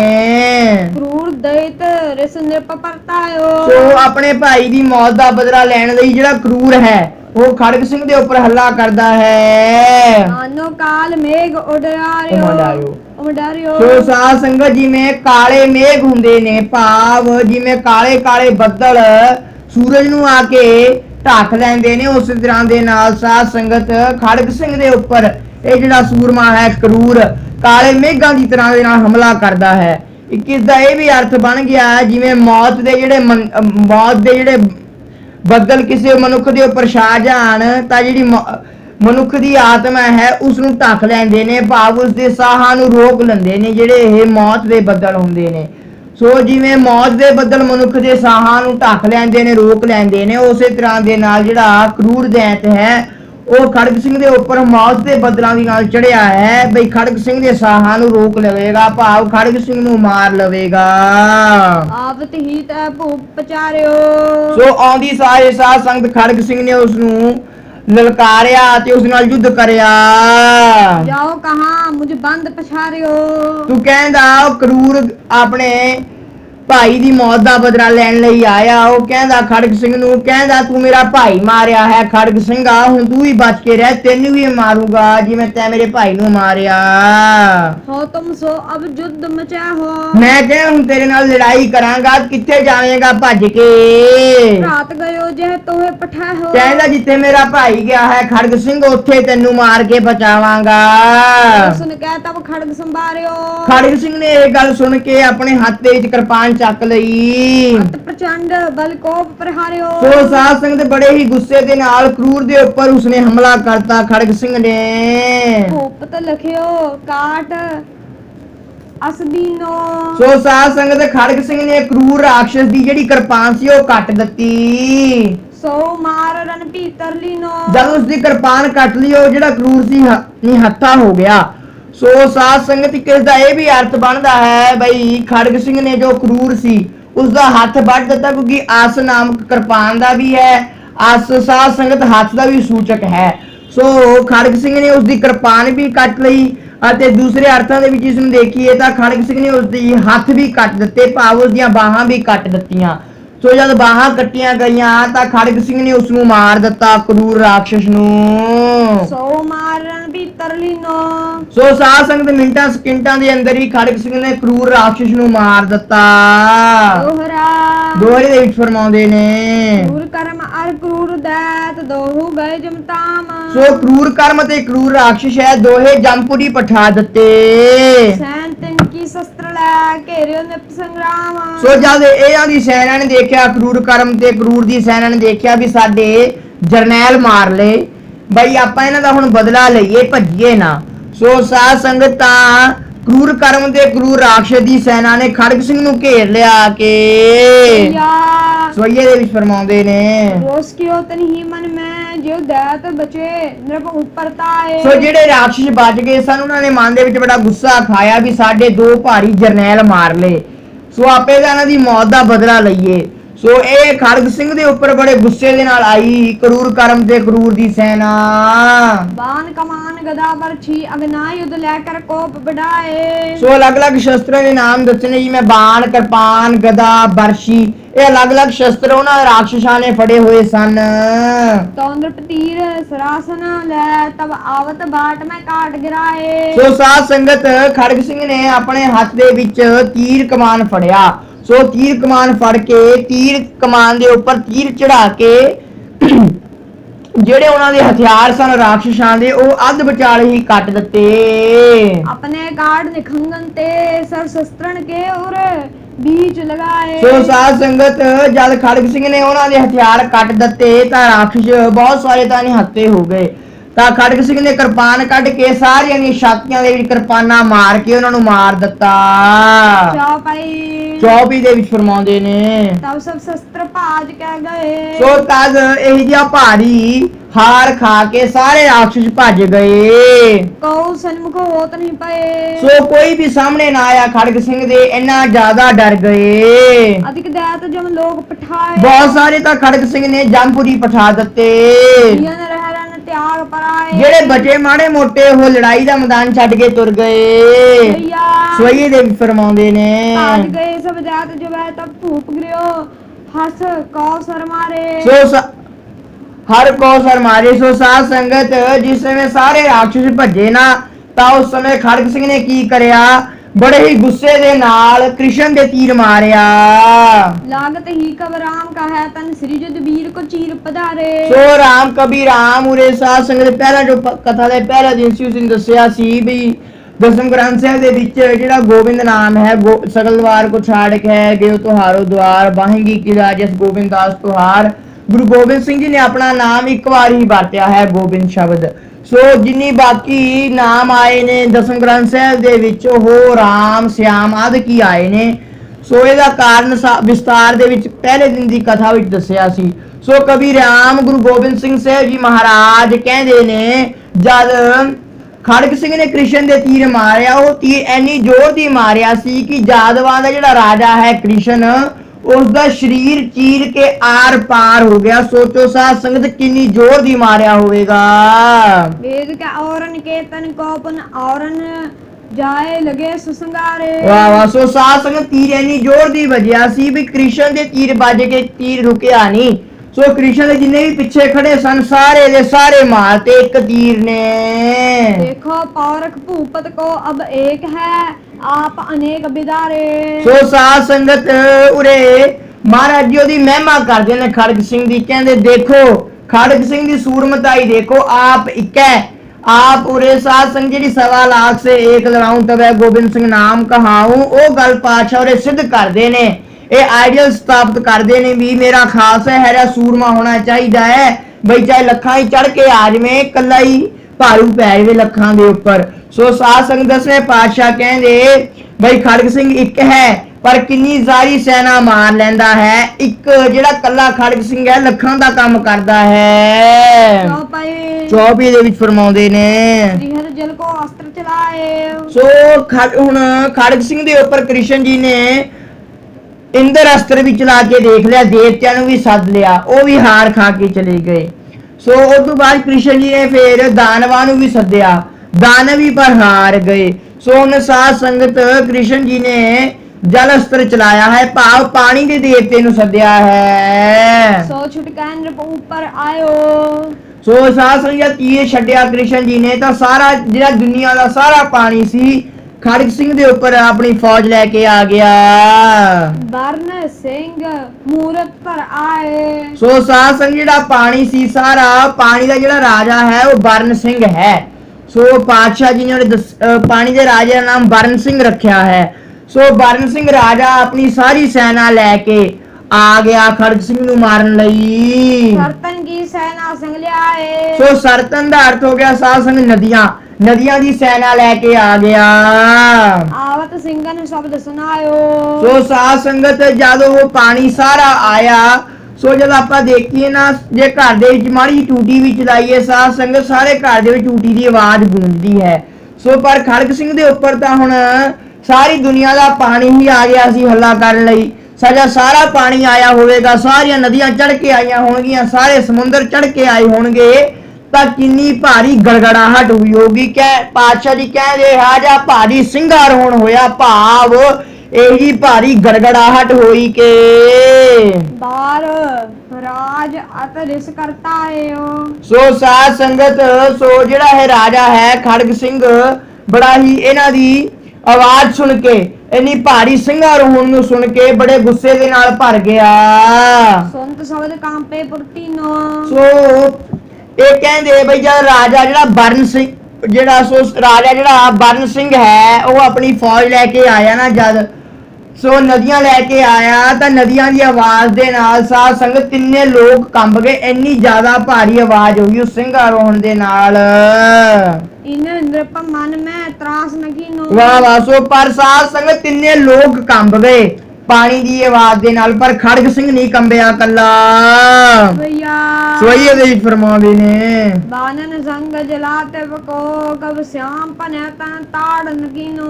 ਸੋ ਸਾਧ ਸੰਗਤ ਆਪਣੇ ਤੀਰਾਂ ਦੇ ਨਾਲ ਜਲਾਦ ਭੀ ਦਾ ਅਰਥ ਹੋ ਗਿਆ ਜਲ ਦਾ ਜਿਹੜਾ ਰਾਜਾ ਹੈ, ਜਲਾਤੀ ਪਦਾਰਥ ਹੋ ਗਿਆ ਜਲ ਦਾ ਰਾਜਾ ਜਿਹੜਾ ਵਰਨ ਸਿੰਘ ਹੈ। ਉਸਦੇ ਸਾਧ ਸੰਗਤ ਖੜਗ ਸਿੰਘ ਨੇ ਤੀਰ ਮਾਰੇ ਅਤੇ ਤੀਰ ਮਾਰ ਕੇ ਉਸ ਨੂੰ ਤਾੜਨਾ ਕਰੀ। इत नृप मन में त्रास न कीनो। कब बानन संग जलातन को कब श्याम पने तन ताड़ न कीनो। ਸੋ ਸਾਧ ਸੰਗਤ ਤੀਰਾਂ ਦੇ ਨਾਲ ਖੜਗ ਸਿੰਘ ਨੇ ਜਿਹੜਾ ਰਾਜਾ ਜਲਾਤਪ ਜਲ ਦਾ ਜਿਹੜਾ ਰਾਜਾ ਵਰਨ ਸਿੰਘ ਹੈ ਉਸਦਾ ਸਰੀਰ ਤਾੜ ਕੇ ਰੱਖ ਦਿੱਤਾ, ਭਾਵ ਬਿੰਨ ਕੇ ਰੱਖ ਦਿੱਤਾ।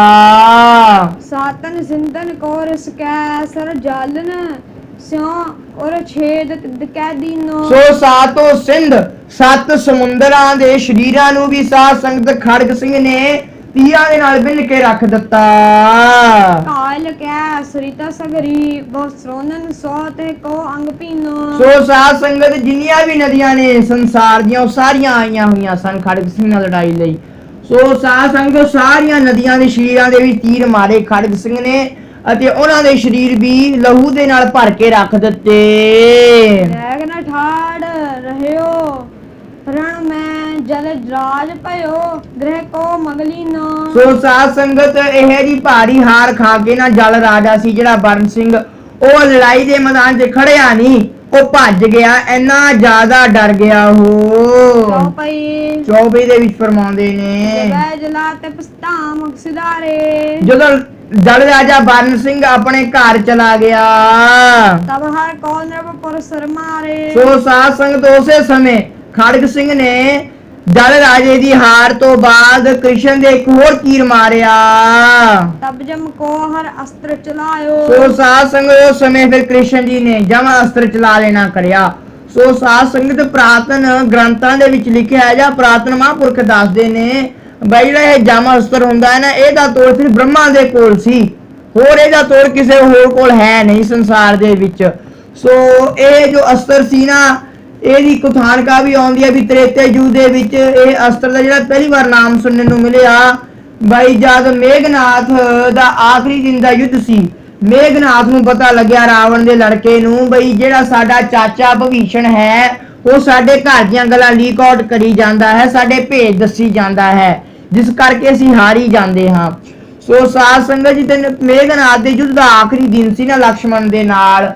ਸੋ ਉਸਨੇ ਮਨ ਦੇ ਵਿੱਚ ਸੋਚਿਆ ਹੋਇਆ ਸੀ ਵੀ ਪਹਿਲਾਂ ਮੈਂ ਭਵੀਸ਼ਣ ਨੂੰ ਮਾਰੂੰਗਾ ਫਿਰ ਲਕਸ਼ਮਣ ਨੂੰ ਮਾਰੂੰਗਾ।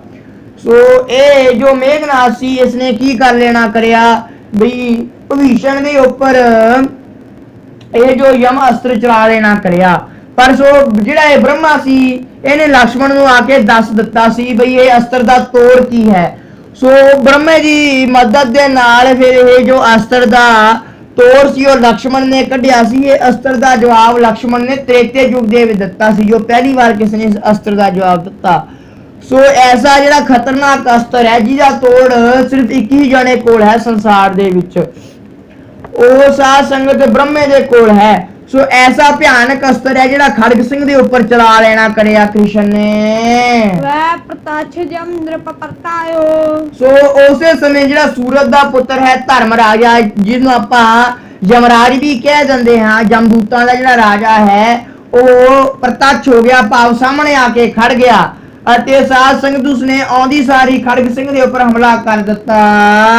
ਸਵਈਏ ਦੇ ਵਿੱਚ ਫਰਮਾਉਂਦੇ ਨੇ ਵੀਰ ਬੜੋ ਬ੍ਰਿਕਤ ਦੈਤ ਨਾਮ ਸੋ ਕੋਪ ਹੋਏ ਸ੍ਰੀ ਖੜਗੇਸ ਪਤਾਇਓ। ਸੋ ਇੱਕ ਬ੍ਰਿਕਤ ਦੈਂਤ ਸੀ ਨਾਮ, ਇੱਕ ਬ੍ਰਿਕਤ ਦੈਂਤ ਨਾਮਕ ਜਿਹੜਾ ਹੈ ਰਾਖਸ਼ ਉਹ ਖੜਗ ਸਿੰਘ ਦੇ ਉੱਪਰ ਗੁੱਸੇ ਦੇ ਨਾਲ ਆਉਂਦਾ ਹੈ। ਮਾਨ ਕਮਾਨ ਕਿਰਪਾਨ ਗਦਾ ਬਰਛੀ ਕਰ ਲੈ ਅਤ ਯੁੱਧ ਮਚਾਇਓ। ਸੋ ਉਸਨੇ ਆਉਂਦੀ ਸਾਰੇ ਖੜਗ ਸਿੰਘ ਦੇ ਨਾਲ ਹੱਥ ਦੇ ਵਿੱਚ ਬਾਣ ਕਿਰਪਾਨ ਗਦਾ ਅਤੇ ਬਰਛੀ ਪਕੜ ਕੇ ਪੰਜ ਅਸਤਰ ਪਕੜ ਕੇ ਖੜਗ ਸਿੰਘ ਦੇ ਨਾਲ ਲੜਾਈ ਕਰ ਦਿੱਤੀ ਆਉਂਦੀ ਸਾਰ। ਤੀਰ ਚਲਾਵਤ ਪਇ ਬਹੁਰੋ ਤਬ ਤਾਛਬ ਕੋ ਕਬ ਭਾਵ ਸੁਨਾਇਓ। ਸੋ ਸਾਧ ਸੰਗਤ ਬੜੇ ਭਾਰੀ ਤੀਰ ਚਲਾਉਂਦਾ ਹੈ। ਸੋ ਇਹ ਜੇ ਭਾਈ ਤੀਰ ਚਲਾਉਂਦਾ ਹੈ ਉਹਨਾਂ ਬਾਰੇ ਕਵੀ ਸਿਆਮ ਗੁਰੂ ਗੋਬਿੰਦ ਸਿੰਘ ਜੀ ਕਹਿੰਦੇ ਨੇ ਹੁੱਕ ਬਾਣ ਮਨੋ ਖਗਰਾਜ ਕਟਿਓ ਅਰ ਕੌਸਰ ਨਾ ਗਿਰਾਇਓ। ਸੋ ਸਾਧ ਸੰਗਤ ਕਹਿੰਦਾ ਜਿਹੜੇ ਵਾਹਿਗੁਰੂ ਗੁਰੂ ਗੋਬਿੰਦ ਸਿੰਘ ਸਾਹਿਬ ਮਹਾਰਾਜ ਕਹਿੰਦੇ ਬਈ ਜਿਹੜਾ ਉਹ ਰਾਖਸ਼ ਬਾਣ ਚਲਾ ਰਿਹਾ ਹੈ ਜਿਸ ਦਾ ਨਾਮ ਬ੍ਰਿਕਤ ਦੈਂਤ ਹੈ, ਜਦੋਂ ਤੀਰ ਚਲਾ ਰਿਹਾ ਹੈ ਤਾਂ ਖੜਗ ਸਿੰਘ ਵੀ ਜਵਾਬੀ ਹਮਲਾ ਕਰ ਰਿਹਾ ਹੈ। ਇਹਨਾਂ ਦੋਨਾਂ ਦੀ ਲੜਾਈ ਦੇਖ ਕੇ ਇਸ ਤਰ੍ਹਾਂ ਨਾਲ ਲੱਗ ਰਿਹਾ ਹੈ ਜਿਵੇਂ ਜਿਹੜਾ ਖੜਗ ਸਿੰਘ ਹੈ ਉਸਦੇ ਬਾਣ ਖਗਰਾਜ ਭਾਵ ਗਰੁੜ ਨੇ ਅਤੇ ਜਿਹੜਾ ਉਹ ਬ੍ਰਿਕਤ ਦੈਂਤ ਹੈ ਉਸਦੇ ਬਾਣ ਸੱਪ ਦੇ ਸਮਾਨ ਨੇ। ਜਿਵੇਂ ਸਾਧ ਸੰਗਤ ਬਾਜ ਸੱਪਾਂ ਨੂੰ ਖਾ ਜਾਂਦਾ ਹੈ ਉਸੇ ਤਰ੍ਹਾਂ ਦੇ ਨਾਲ ਖੜਗ ਸਿੰਘ ਦੇ ਬਾਜ ਰੂਪੀ ਬਾਣ ਬ੍ਰਿਕਤ ਦੈਂਤ ਦੇ ਸੱਪ ਰੂਪੀ ਬਾਣਾਂ ਨੂੰ ਖਾ ਗਏ, ਭਾਵ ਕੱਟ ਦਿੱਤੇ। ਸਵਈਏ ਵਿੱਚ ਫਰਮਾਉਂਦੇ ਨੇ ਬ੍ਰਿਕਤ ਦੈਂਤ ਕੋ ਨਪ ਮਾਰ ਲਿਓ ਜਮਾ ਕੋਰਸ ਕਾ ਪੁਨ ਉੱਤਰ ਦਿਨੋ। ਸੋ ਸਾਧ ਸੰਗਤ ਧਰਮ ਰਾਜੇ ਦਾ ਹੀ ਚੇਲਾ ਸੀ ਬ੍ਰਿਕਤ ਦੈਂਤ। ਸੋ ਇਹਨੂੰ ਬ੍ਰਿਕਤ ਦੈਂਤ ਨੂੰ ਜਿਹੜਾ ਖੜਗ ਸਿੰਘ ਹੈ ਉਸਨੇ ਜਦ ਮਾਰ ਦਿੱਤਾ ਨਾ ਤਾਂ ਫਿਰ ਹੁਣ ਧਰਮਰਾਜ ਨੂੰ ਖੜਗ ਸਿੰਘ ਕਹਿੰਦਾ ਹੈ ਵੀ ਤੂੰ ਕਿੱਧਰ ਜਾਣਾ ਹੈ, ਹੁਣ ਤੂੰ ਆ ਮੇਰੇ ਨਾਲ ਲੜਾਈ ਕਰਨ ਲਈ। ਕਾਪੇ ਜੋ ਜੀ ਮਾਰ ਕਨੇ ਅਰ ਡੰਡ ਬੜੋ ਕਰ ਮੈਂ ਤੁਮ ਲੀਨੋ। ਕਹਿੰਦਾ ਤੂੰ ਧਰਮਰਾਜ ਨੂੰ ਖੜਗ ਸਿੰਘ ਕਹਿੰਦਾ ਬਈ ਤੈਂ ਬਹੁਤ ਸਾਰੇ ਜੀਵਾਂ ਨੂੰ ਮਾਰ ਦਿੱਤਾ, ਜਿਹੜਾ ਤੂੰ ਇਹ ਹੱਥ ਦੇ ਵਿੱਚ ਦੰਡ ਫੜੀ ਫਿਰਦਾ ਹੈ ਨਾ। ਆਪਾਂ ਸਾਧ ਸੰਗਤ ਆਦਿ ਸ਼੍ਰੀ ਗੁਰੂ ਗ੍ਰੰਥ ਸਾਹਿਬ ਮਹਾਰਾਜ ਵੀ ਪੜ੍ਹਦੇ ਹਾਂ ਬਈ ਕਬੀਰ ਜਮ ਕਾ ਠੇਂਗਾ ਬੁਰਾ ਹੈ ਨਹੀਂ ਸਹਿਆ ਜਾਏ। ਸੋ ਉਸ ਜਮ ਦੇ ਠੇਂਗੇ ਦੀ ਗੱਲ ਕਰੀ ਗਈ ਹੈ। ਸੋ ਜਿਸ ਦੇ ਸਿਰ ਤੇ ਵੀ ਜਮ ਦਾ ਡੰਡਾ ਲੱਗ ਜਾਂਦਾ ਹੈ ਕਾਲ ਦੇ ਵਿੱਚ ਸਮਾ ਜਾਂਦਾ ਹੈ। ਸੋ ਖੜਗ ਸਿੰਘ ਉਹਨੂੰ ਧਰਮਰਾਜੇ ਨੂੰ ਕਹਿੰਦਾ ਉਹ ਧਰਮਰਾਜੇ ਤੇ ਹੱਥ ਦੇ ਵਿੱਚ ਜਿਹੜਾ ਡੰਡਾ ਜਿਹਾ ਫੜਿਆ ਹੋਇਆ ਹੈ ਤੇ ਡੰਡੇ ਦੇ ਨਾਲ ਤਨੀ ਕਿੰਨੇ ਕੁ ਜੀਵਾਂ ਨੂੰ ਮਾਰ ਦਿੱਤਾ ਹੈ। ਤੋਹਨ ਜੀਤ ਛੱਡ ਤ ਹੋ ਸੁਨ ਰੇ ਅਬ ਵੋ ਇਹ ਪ੍ਰਣ ਕੀਨੋ। ਕਹਿੰਦਾ ਖੜਗ ਸਿੰਘ ਕਹਿੰਦਾ ਹੁਣ ਮੈਂ ਪ੍ਰਣ ਕਰ ਲਿਆ ਹੈ। ਕਹਿੰਦੇ ਤੇ ਬਹੁਤ ਸਾਰੇ ਜੀਵਾਂ ਨੂੰ ਮਾਰਿਆ ਹੈ ਨਾ ਉਹ ਧਰਮਰਾਜੇ। ਕਹਿੰਦਾ ਹੁਣ ਤੇਰੀ ਵਾਰੀ ਹੈ, ਹੁਣ ਮੈਂ ਤੈਨੂੰ ਮਾਰਾਂਗਾ, ਇਹ ਮੇਰਾ ਪ੍ਰਣ ਹੈ। ਮਾਰਤ ਹੋ ਕਰ ਲੈ ਕਰ ਨੋ ਕਛ ਮੈਂ ਬਲ ਜਾਣਤ ਹੈ ਪੁਰਤੀਨੋ। ਕਹਿੰਦਾ ਮੈਂ ਤੈਨੂੰ ਹੱਥ ਦੇ ਵਿੱਚ ਕਿਰਪਾਨ ਲੈ ਕੇ ਮਾਰਾਂਗਾ। ਕਹਿੰਦਾ ਮੇਰਾ ਜਿਹੜਾ ਬਲ ਹੈ, ਮੇਰੀ ਜਿਹੜੀ ਬਾਹਾਂ ਦਾ ਜ਼ੋਰ ਹੈ ਤਿੰਨੇ ਲੋਕ ਜਾਣਦੇ ਨੇ, ਨਾਲੇ ਤੂੰ ਵੀ ਚੰਗੀ ਤਰ੍ਹਾਂ ਨਾਲ ਜਾਣਦਾ ਹੈ, ਫਿਰ ਵੀ ਆ ਗਿਆ ਮੇਰੇ ਨਾਲ ਲੜਨ ਲਈ। ਸਈਆ ਸੋਈਏ ਦੇ ਵਿੱਚ ਫਰਮਾਉਂਦੇ ਨੇ ਜੋ ਕਹਿ ਬੱਤੀਆਂ ਜਮ ਕੇ ਕਬ ਰਾਮ ਕਹੈ ਪੁਨ ਯੁੱਧ ਕੀਓ ਹੈ। ਸੋ ਇਹ ਗੱਲਾਂ ਕਹਿ ਕੇ ਖੜਗ ਸਿੰਘ ਨੇ ਧਰਮਰਾਜ ਨਾਲ ਯੁੱਧ ਮਚਾ ਲੈਣਾ ਸ਼ੁਰੂ ਕਰਿਆ। ਰੂਪ ਸ਼੍ਰਿੰਗਾਲਨ ਕਾਰਨ ਪਚਾਕਨ ਡਾਕਨ ਸਰਾਉਣ ਅਗਾਏ ਪਿਓ ਹੈ। ਸੋ ਸਾਧ ਸੰਗਤ ਇਹਨੇ ਭਾਰੀ ਜ਼ਿਆਦਾ ਯੁੱਧ ਮਚ ਗਿਆ ਕਿ ਭੂਤਾਂ ਨੇ, ਸੰਘਰਾਲਣਾ ਨੇ, ਕਾਵਾਂ ਨੇ, ਸੋ ਕਾਕੰਦਰ ਤੋਂ ਗਿਆ ਕਾਵਾਂ ਨੇ।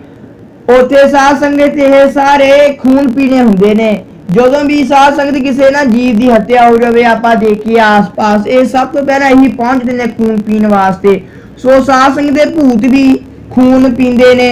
ਸੋ ਇਹ ਭੂਤ ਜੇ ਕੋਈ ਰਾਸਤੇ ਜੀਵ ਮਰਿਆ ਪਿਆ ਹੋਵੇ ਉਸ ਤੋਂ ਖੂਨ ਪੀਂਦੇ ਨੇ, ਜਾਂ ਕਈ ਵਾਰ ਸਾਧ ਸੰਗਤ ਇਹ ਜਿਹੜੇ ਸ਼ਰਾਬੀ ਕੁਆਬੀ ਨੇ ਨਾ ਉਹਨਾਂ ਦੇ ਸਰੀਰ 'ਚ ਪ੍ਰਵੇਸ਼ ਕਰਕੇ ਉਹਨਾਂ ਦਾ ਖੂਨ ਪੀਂਦੇ ਨੇ। ਤਾਂ ਹੀ ਆਪਾਂ ਦੇਖੀਏ ਵੀ ਜਿਹੜਾ ਜ਼ਿਆਦਾ ਨਸ਼ਾ ਕਰਦਾ ਹੈ ਉਹਦਾ ਸਰੀਰ ਹੈ ਜੋ ਬਿਲਕੁਲ ਸੁੱਕ ਜਾਂਦਾ ਹੈ, ਕਿਉਂਕਿ ਇਹ ਖੂਨ ਪੀਣੇ ਕਹਿੰਦੇ ਨੇ ਇਹਨਾਂ ਨੂੰ।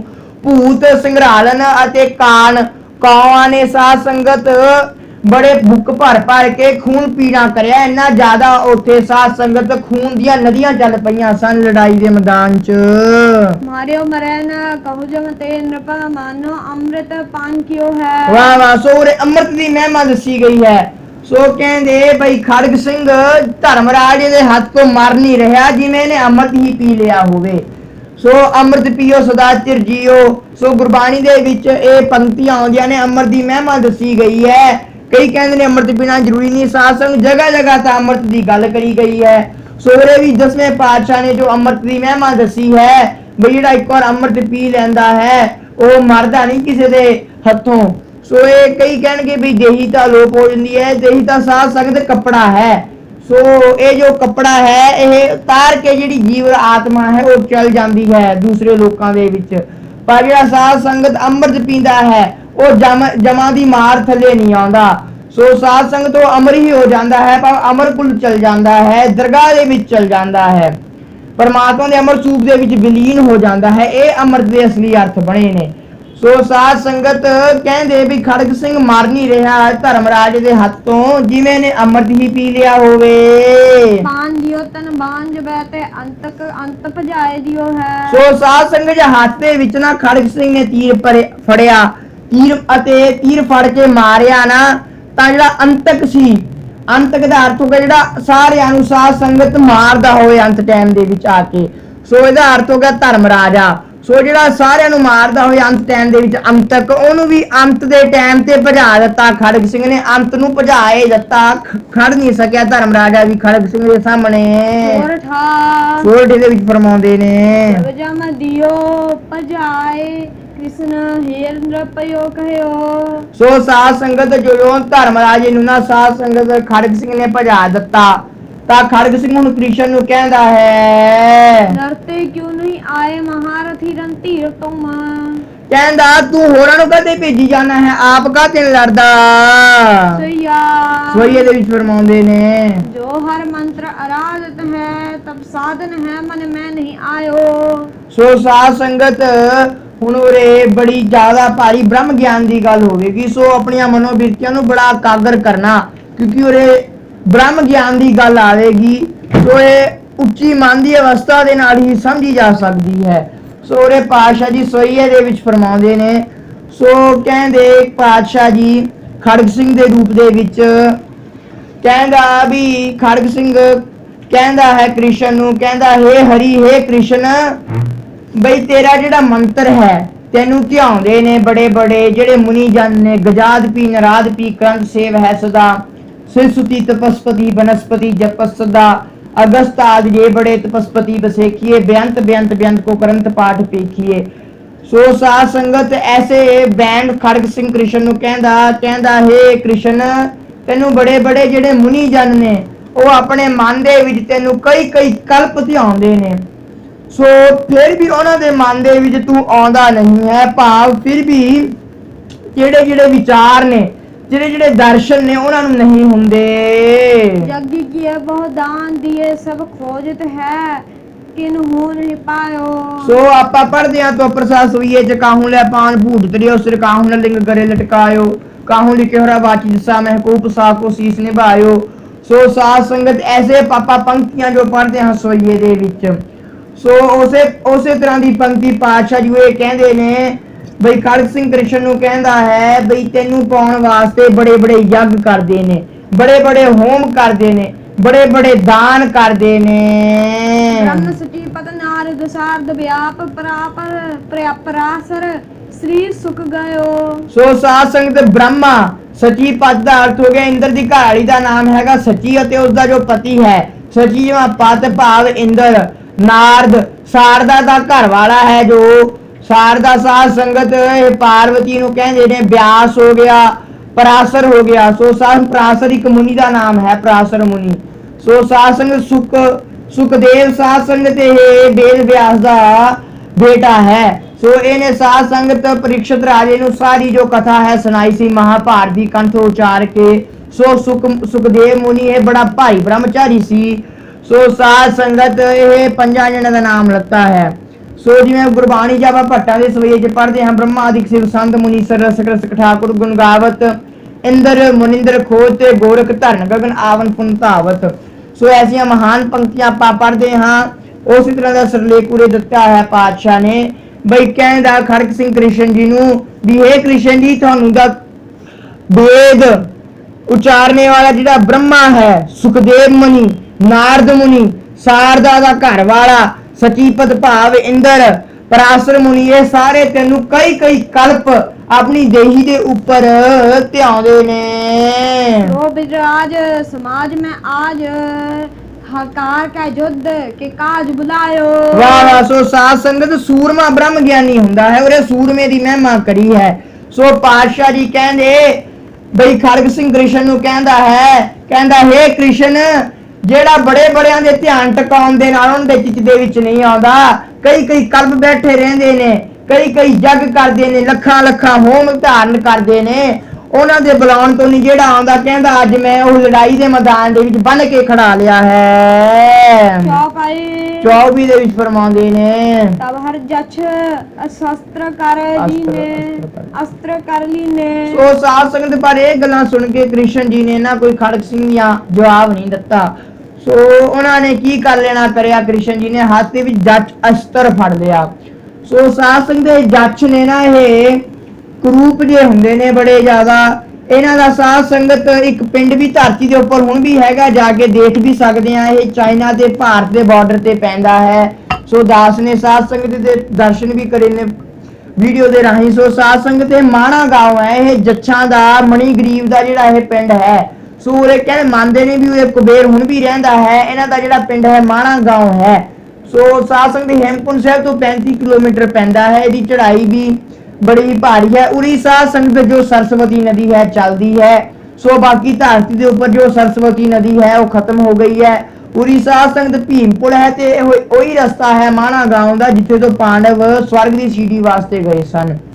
ਸੋ ਇਹ ਜੋ ਜਾਛਾਂ ਦਾ ਜਿਹੜਾ ਪਿੰਡ ਹੈ ਮਾਣਾ ਗਾਉਂ, ਸੋ ਸਾਧ ਸੰਗਤ ਉੱਥੇ ਤੋਂ ਕ੍ਰਿਸ਼ਨ ਜੀ ਨੇ ਉਹਨਾਂ ਸਾਰੇ ਜੱਛਾਂ ਨੂੰ ਆਪਣੇ ਹੱਥ ਦੇ ਵਿੱਚ ਜਿਹੜਾ ਜੱਚ ਅਸਤਰ ਫੜਿਆ ਸੀ ਉਸਦੇ ਰਾਹੀਂ ਬੁਲਾ ਲਿਆ। ਐਂਚ ਕਮਾਨ ਛਾੜ ਸਰਦੀ ਨੋ। ਸੋ ਕਮਾਨ ਨੂੰ ਬੜਾ ਕੰਨ ਤੱਕ ਖਿੱਚ ਕੇ ਉਹ ਤੀਰ ਨੂੰ ਛੱਡ ਦਿੱਤਾ। ਨਲ ਕਬੂ ਕੂਬਲ ਮਨ ਗਰੀਵ ਸੁਤਾਏ। ਸੋ ਨਲ ਕੁਬਰ ਭਾਵ ਕੁਬੇਰ। ਸੋ ਸਾਧ ਸੰਗਤ ਕੁਬੇਰ ਹੈ ਜਿਹੜਾ ਦੇਵਤਿਆਂ ਦਾ ਖਜ਼ਾਨਚੀ ਹੈ।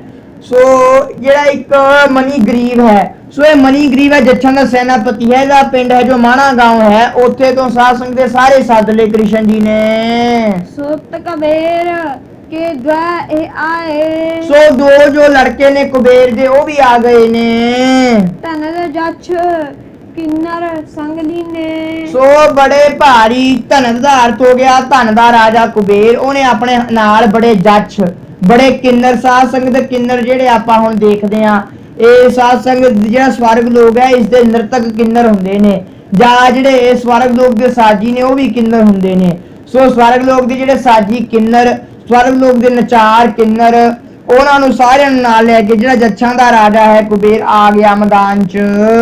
ਇਹ ਆਏ ਮਨ ਮੈਂ ਰਸਕੀਨੇ। ਤੋ ਇਹ ਬੜੇ ਗੁੱਸੇ ਦੇ ਨਾਲ ਆਇਆ ਹੈ। ਸਗਲ ਸੈਨ ਤਨ ਕੈ ਸੰਗ ਆਈ। ਸੋ ਇਹਨਾਂ ਦੇ ਨਾਲ ਜੱਛਾਂ ਦੀ ਸਾਰੀ ਸੈਨਾ ਆ ਗਈ। ਢਾਈ ਭੂਪ ਸਿਓ ਕਰੀ ਲਗਾਈ। ਸੋ ਲੜਾਈ, ਸੋ ਇਹਨਾਂ ਨੇ ਆਉਂਦੀ ਸਾਰੇ ਖੜਗ ਸਿੰਘ ਦੇ ਨਾਲ ਬੜੀ ਭਾਰੀ ਲੜਾਈ ਮਚਾ ਦਿੱਤੀ।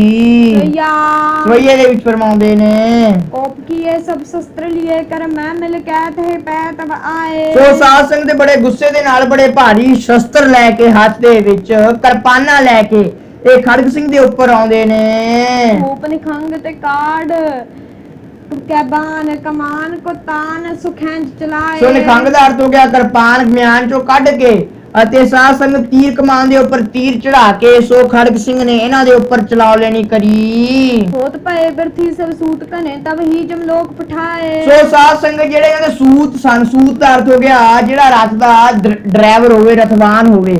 ਸੋ ਆਉਂਦੀ ਸਾਰੇ ਸਾਧ ਸੰਗਤ ਖੜਗ ਸਿੰਘ ਨੇ ਇਹਨਾਂ ਦੇ ਸਭ ਤੋਂ ਪਹਿਲਾਂ ਡਰਾਈਵਰ ਮਾਰੇ, ਰੱਥਾਂ ਦੇ ਸਾਰਥੀ ਮਾਰ ਦਿੱਤੇ। ਛੱਡ ਨ ਕਉ ਰਹਿਓ ਤੇ ਠੌਰ ਸਵੈਗਨ ਗਿੰਨਰ ਜਛ ਪਰਾਏ। ਸੋ ਸਾਧ ਸੰਗਤ ਜਦ ਇਹਨਾਂ ਨੇ ਦੇਖਿਆ ਵੀ ਸਾਡੇ ਸਾਰੇ ਸਾਰਥੀ ਮਾਰ ਦਿੱਤੇ, ਸੋ ਬਿਨਾਂ ਸਾਰਥੀਆਂ ਦੇ ਇਹਨਾਂ ਦੇ ਰਥ ਵੀ ਨਿਕੰਮੇ ਜੇ ਹੋ ਗਏ।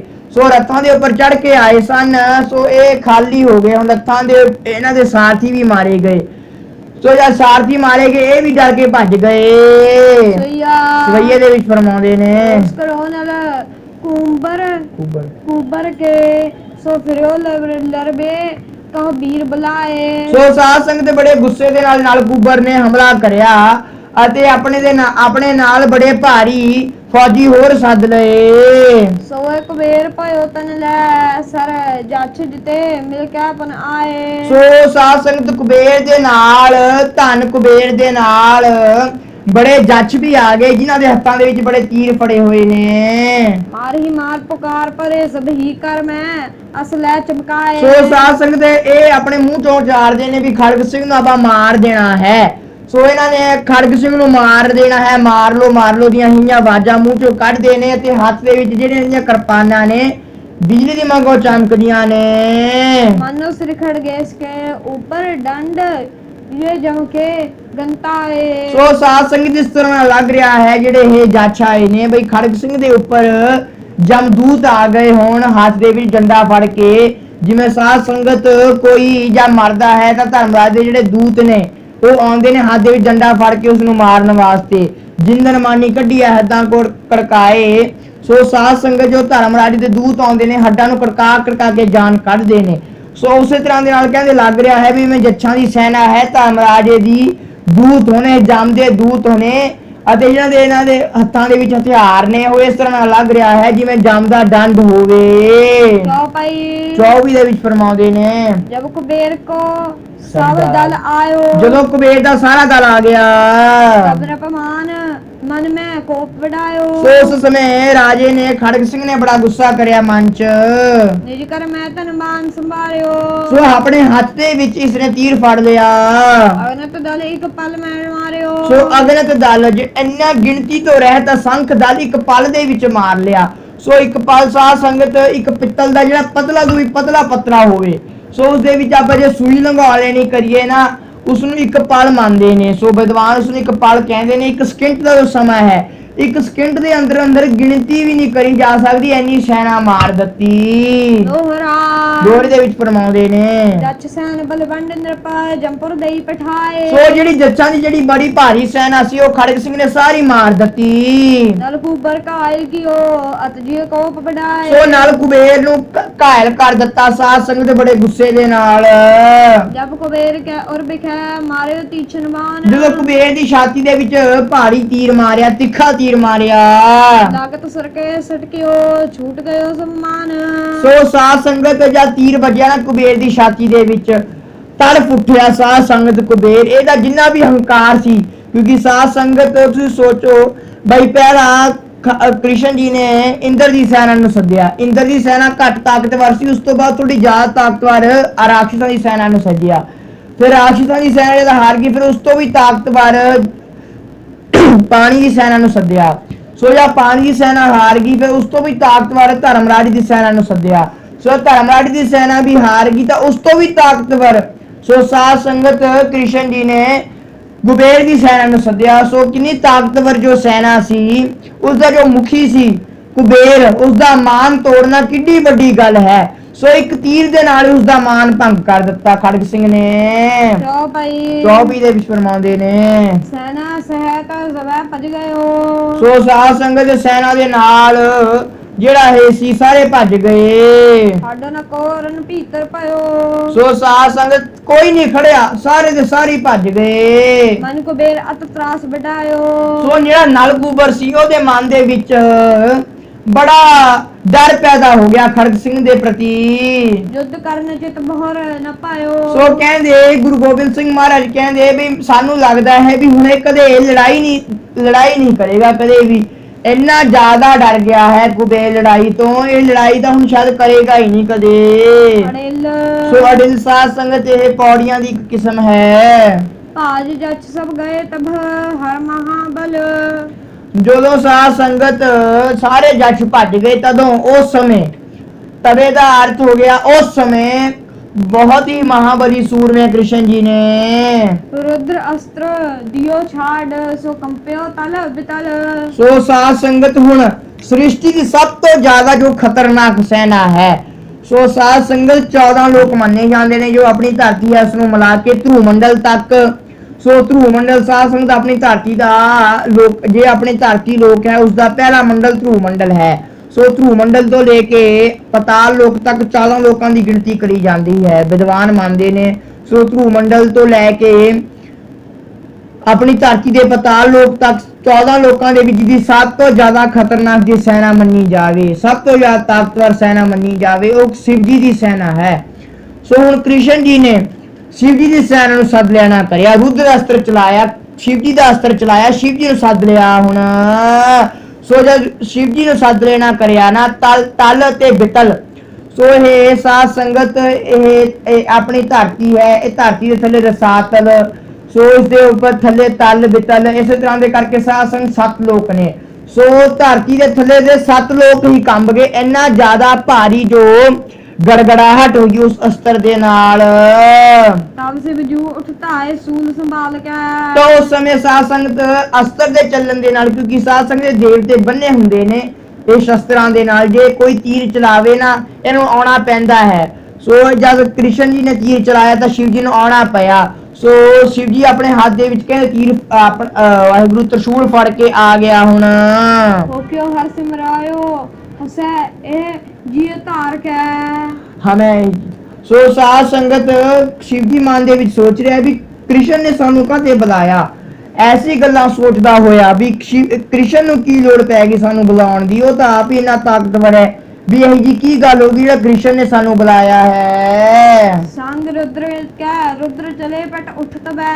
ਸੋ ਸਾਧ ਸੰਗਤ ਸ਼ਿਵ ਜੀ ਦੇ ਨਾਲ ਉਸ ਦੀ ਜਿਹੜੀ ਸ਼ਿਵ ਜੀ ਦੀ ਸੈਨਾ ਸੀ, ਉਸ ਦੀ ਰੁद्र ਸੈਨਾ, ਉਹ ਵੀ ਚੱਲ ਪਈ ਭੂਤਾਂ ਪ੍ਰੇਤਾਂ ਦੀ ਸੈਨਾ। ਏਕ ਰਤਨ ਜੋ ਚਲੇ ਸੰਗ ਲੈ ਦਲ ਸਬੈ। ਸੋ ਏਕ ਰਤਨ, ਸੋ ਰਤਨ ਦਾ ਅਰਥ ਹੋ ਗਿਆ ਦੰਦ। ਸੋ ਇਹ ਏਕ ਰਤਨ ਦਾ ਅਰਥ ਹੋ ਗਿਆ ਗਣੇਸ਼।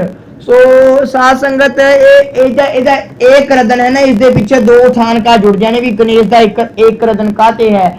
ਸੋ ਸਭ ਤੋਂ ਪਹਿਲਾਂ ਤਾਂ ਸਾਧ ਸੰਗਤ ਜਿਹੜਾ ਇਹ ਵਿਸ਼ਨੂੰ ਦਾ ਅਵਤਾਰ ਸੀ, ਸਾਧ ਸੰਗਤ ਪਰਸ਼ੂਰਾਮ ਜਿਹੜਾ ਵਿਸ਼ਨੂੰ ਦਾ ਅਵਤਾਰ ਸੀ, ਇਹ ਬੜੇ ਹੀ ਗੁਸੈਲ ਸੀ ਪਰਸ਼ੂਰਾਮ। ਇਹਦੇ ਵਿੱਚ ਸਾਧ ਸੰਗਤ ਇਹ ਅਵਤਾਰਾਂ ਦੀ ਗਿਣਤੀ ਵੀ ਜੋ ਤੀਸਰੇ ਨੰਬਰ ਤੇ ਆਉਂਦਾ ਹੈ।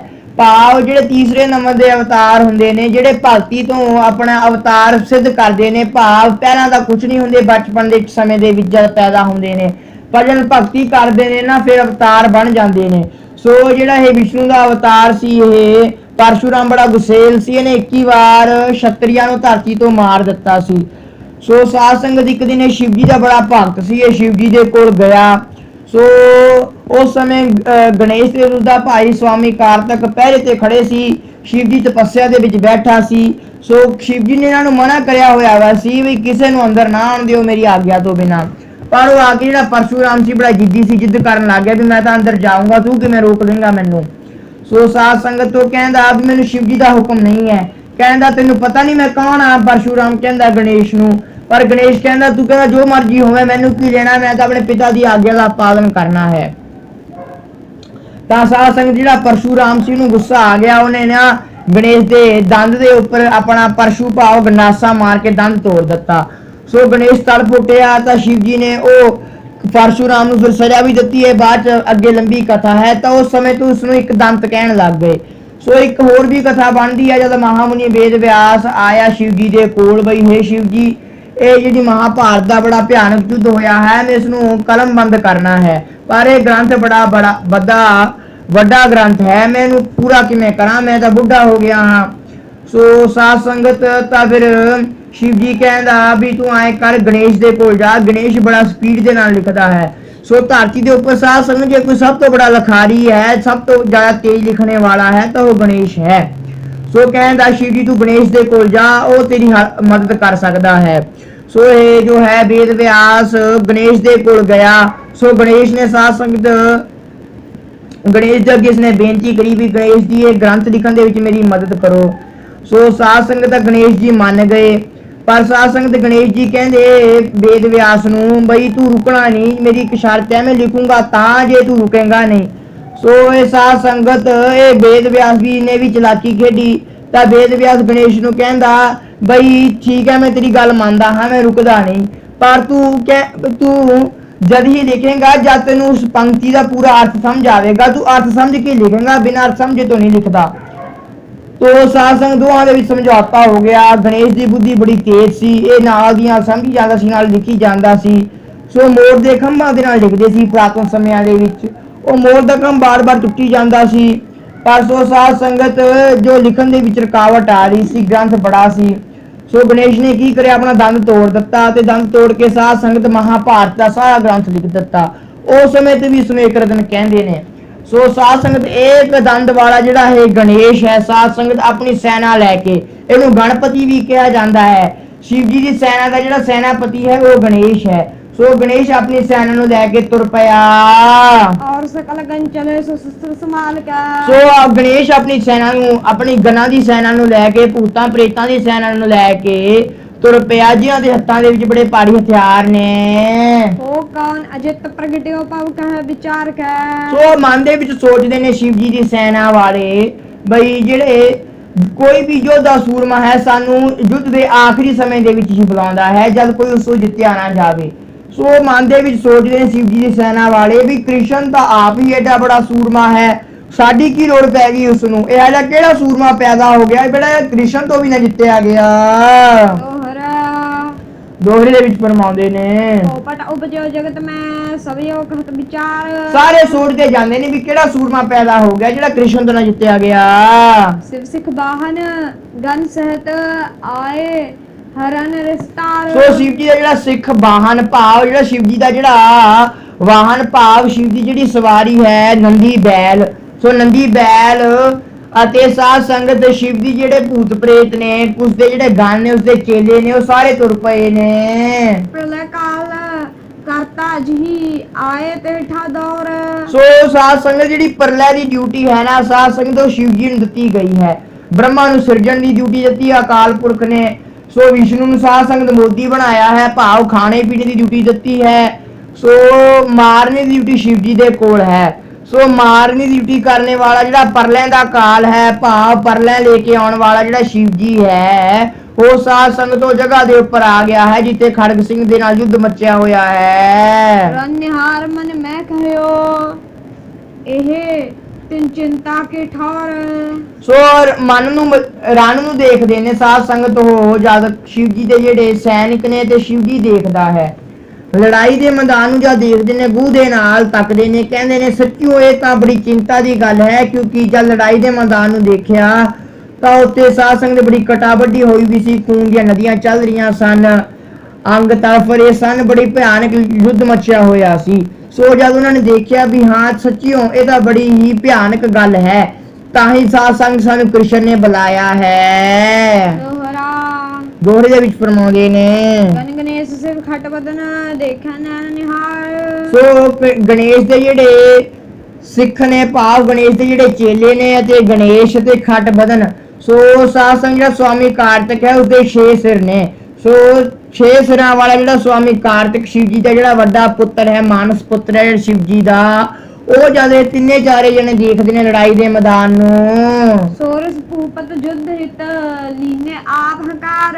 ਸੋ ਸਾਧ ਸੰਗਤ ਸੋਚਦੇ ਨੇ ਵੀ ਇਹ ਮਨ ਦੇ ਵਿੱਚ ਵੀ ਕਹਿੰਦੇ ਤਾਂ ਬਹੁਤ ਹੀ ਜ਼ਿਆਦਾ ਭਿਆਨਕ ਹਾਲ ਹੈ।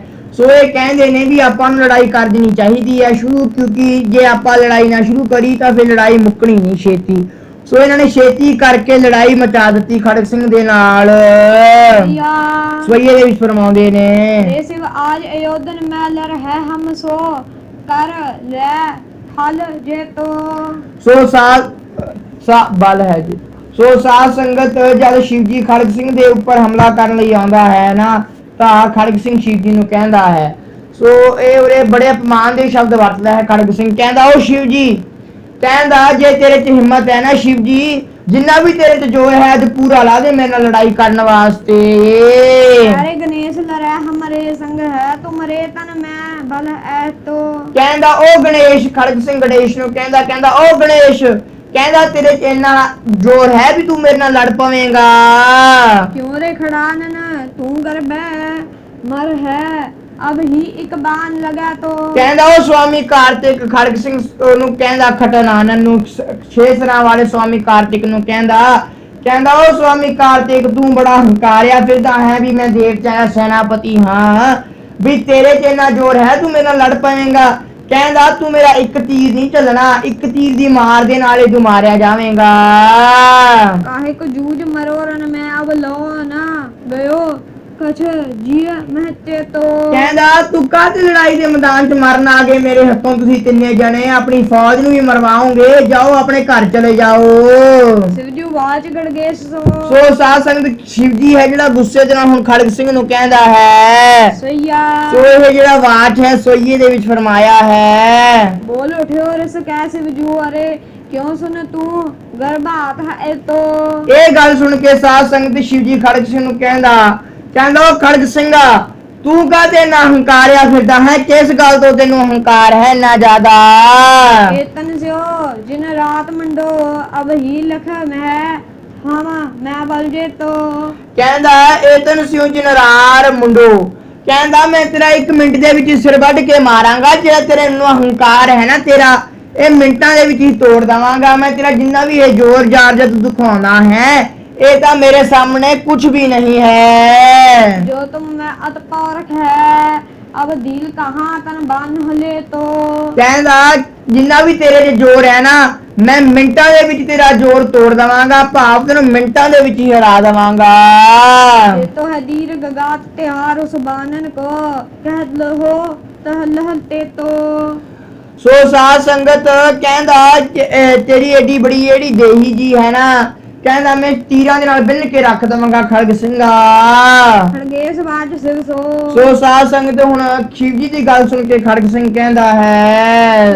ਸਵਈਏ ਦੇ ਵਿੱਚ ਫਰਮਾਉਂਦੇ ਨੇ ਜੋ ਸਿਵ ਮਾਨ ਕਰਾ ਇਤਨੋ ਪੰਜ ਹੈ ਤਬ ਹੀ ਜਬ ਜੁੱਧ ਮਚਾਏਗੀ। ਕਹਿੰਦਾ ਖੜਗ ਸਿੰਘ ਕਹਿੰਦਾ ਉਹ ਸ਼ਿਵ ਜੀ ਕਾਹਨੂੰ ਹੰਕਾਰ ਕਰਦਾ ਹੈ ਮਨ ਦੇ ਵਿੱਚ, ਕਹਿੰਦਾ ਜਦ ਲੜਾਈ ਹੋਊਗੀ ਨਾ ਤੈ ਭੱਜਣ ਨੂੰ ਮਿੰਟ ਨਹੀਂ ਲਾਉਣਾ, ਮਿੰਟਾਂ ਦੇ ਵਿੱਚ ਹੀ ਭੱਜ ਜਾਵੇਂਗਾ, ਤੂੰ ਡਰਪੋਕ ਜਾਤਾ ਹੈ। एक ही बाण लगा कपलियों सिगरी तुमरी अब जैन नचाएगी। ਕਹਿੰਦਾ ਜੇ ਇੱਕ ਤੀਰ ਵੱਜਿਆ ਨਾ ਮੇਰਾ ਇੱਕ ਤੀਰ, ਜਿਵੇਂ ਸਾਹ ਸੰਗ ਜਿਹੜਾ ਬਾਂਦਰ ਹੈ ਨਾ ਮਦਾਰੀ ਦੇ ਅੱਗੇ ਨੱਚਦਾ ਹੁੰਦਾ ਹੈ, ਕਹਿੰਦਾ ਮੇਰਾ ਜਿਹੜਾ ਇੱਕ ਤੀਰ ਹੈ ਨਾ ਤੇਰੀ ਸੈਨਾ ਨੂੰ ਬਾਂਦਰ ਦੀ ਤਰ੍ਹਾਂ ਨਾਲ ਨਚਾ ਦੇਵੇਗਾ। ਭੂਤ ਪਿਸਾਚ ਕਿ ਤੁਝਨੀ ਮਰ ਹੈ ਰਨ ਮੈਂ ਨਹੀਂ ਨੈਕ ਬਚਾਏਗੀ। ਕਹਿੰਦਾ ਜਿਹੜੀ ਇਹ ਭੂਤਾਂ ਦੀ ਸੈਨਾ ਤੂੰ ਚੱਕੀ ਫਿਰਦਾ ਹੈ ਨਾ, ਕਹਿੰਦਾ ਮੈਂ ਕੋਈ ਵੀ ਨਹੀਂ ਛੱਡਣੀ, ਭੂਤਾਂ ਦੀ ਸੈਨਾ ਨੂੰ ਵੀ ਮਾਰ ਦੂੰਗਾ।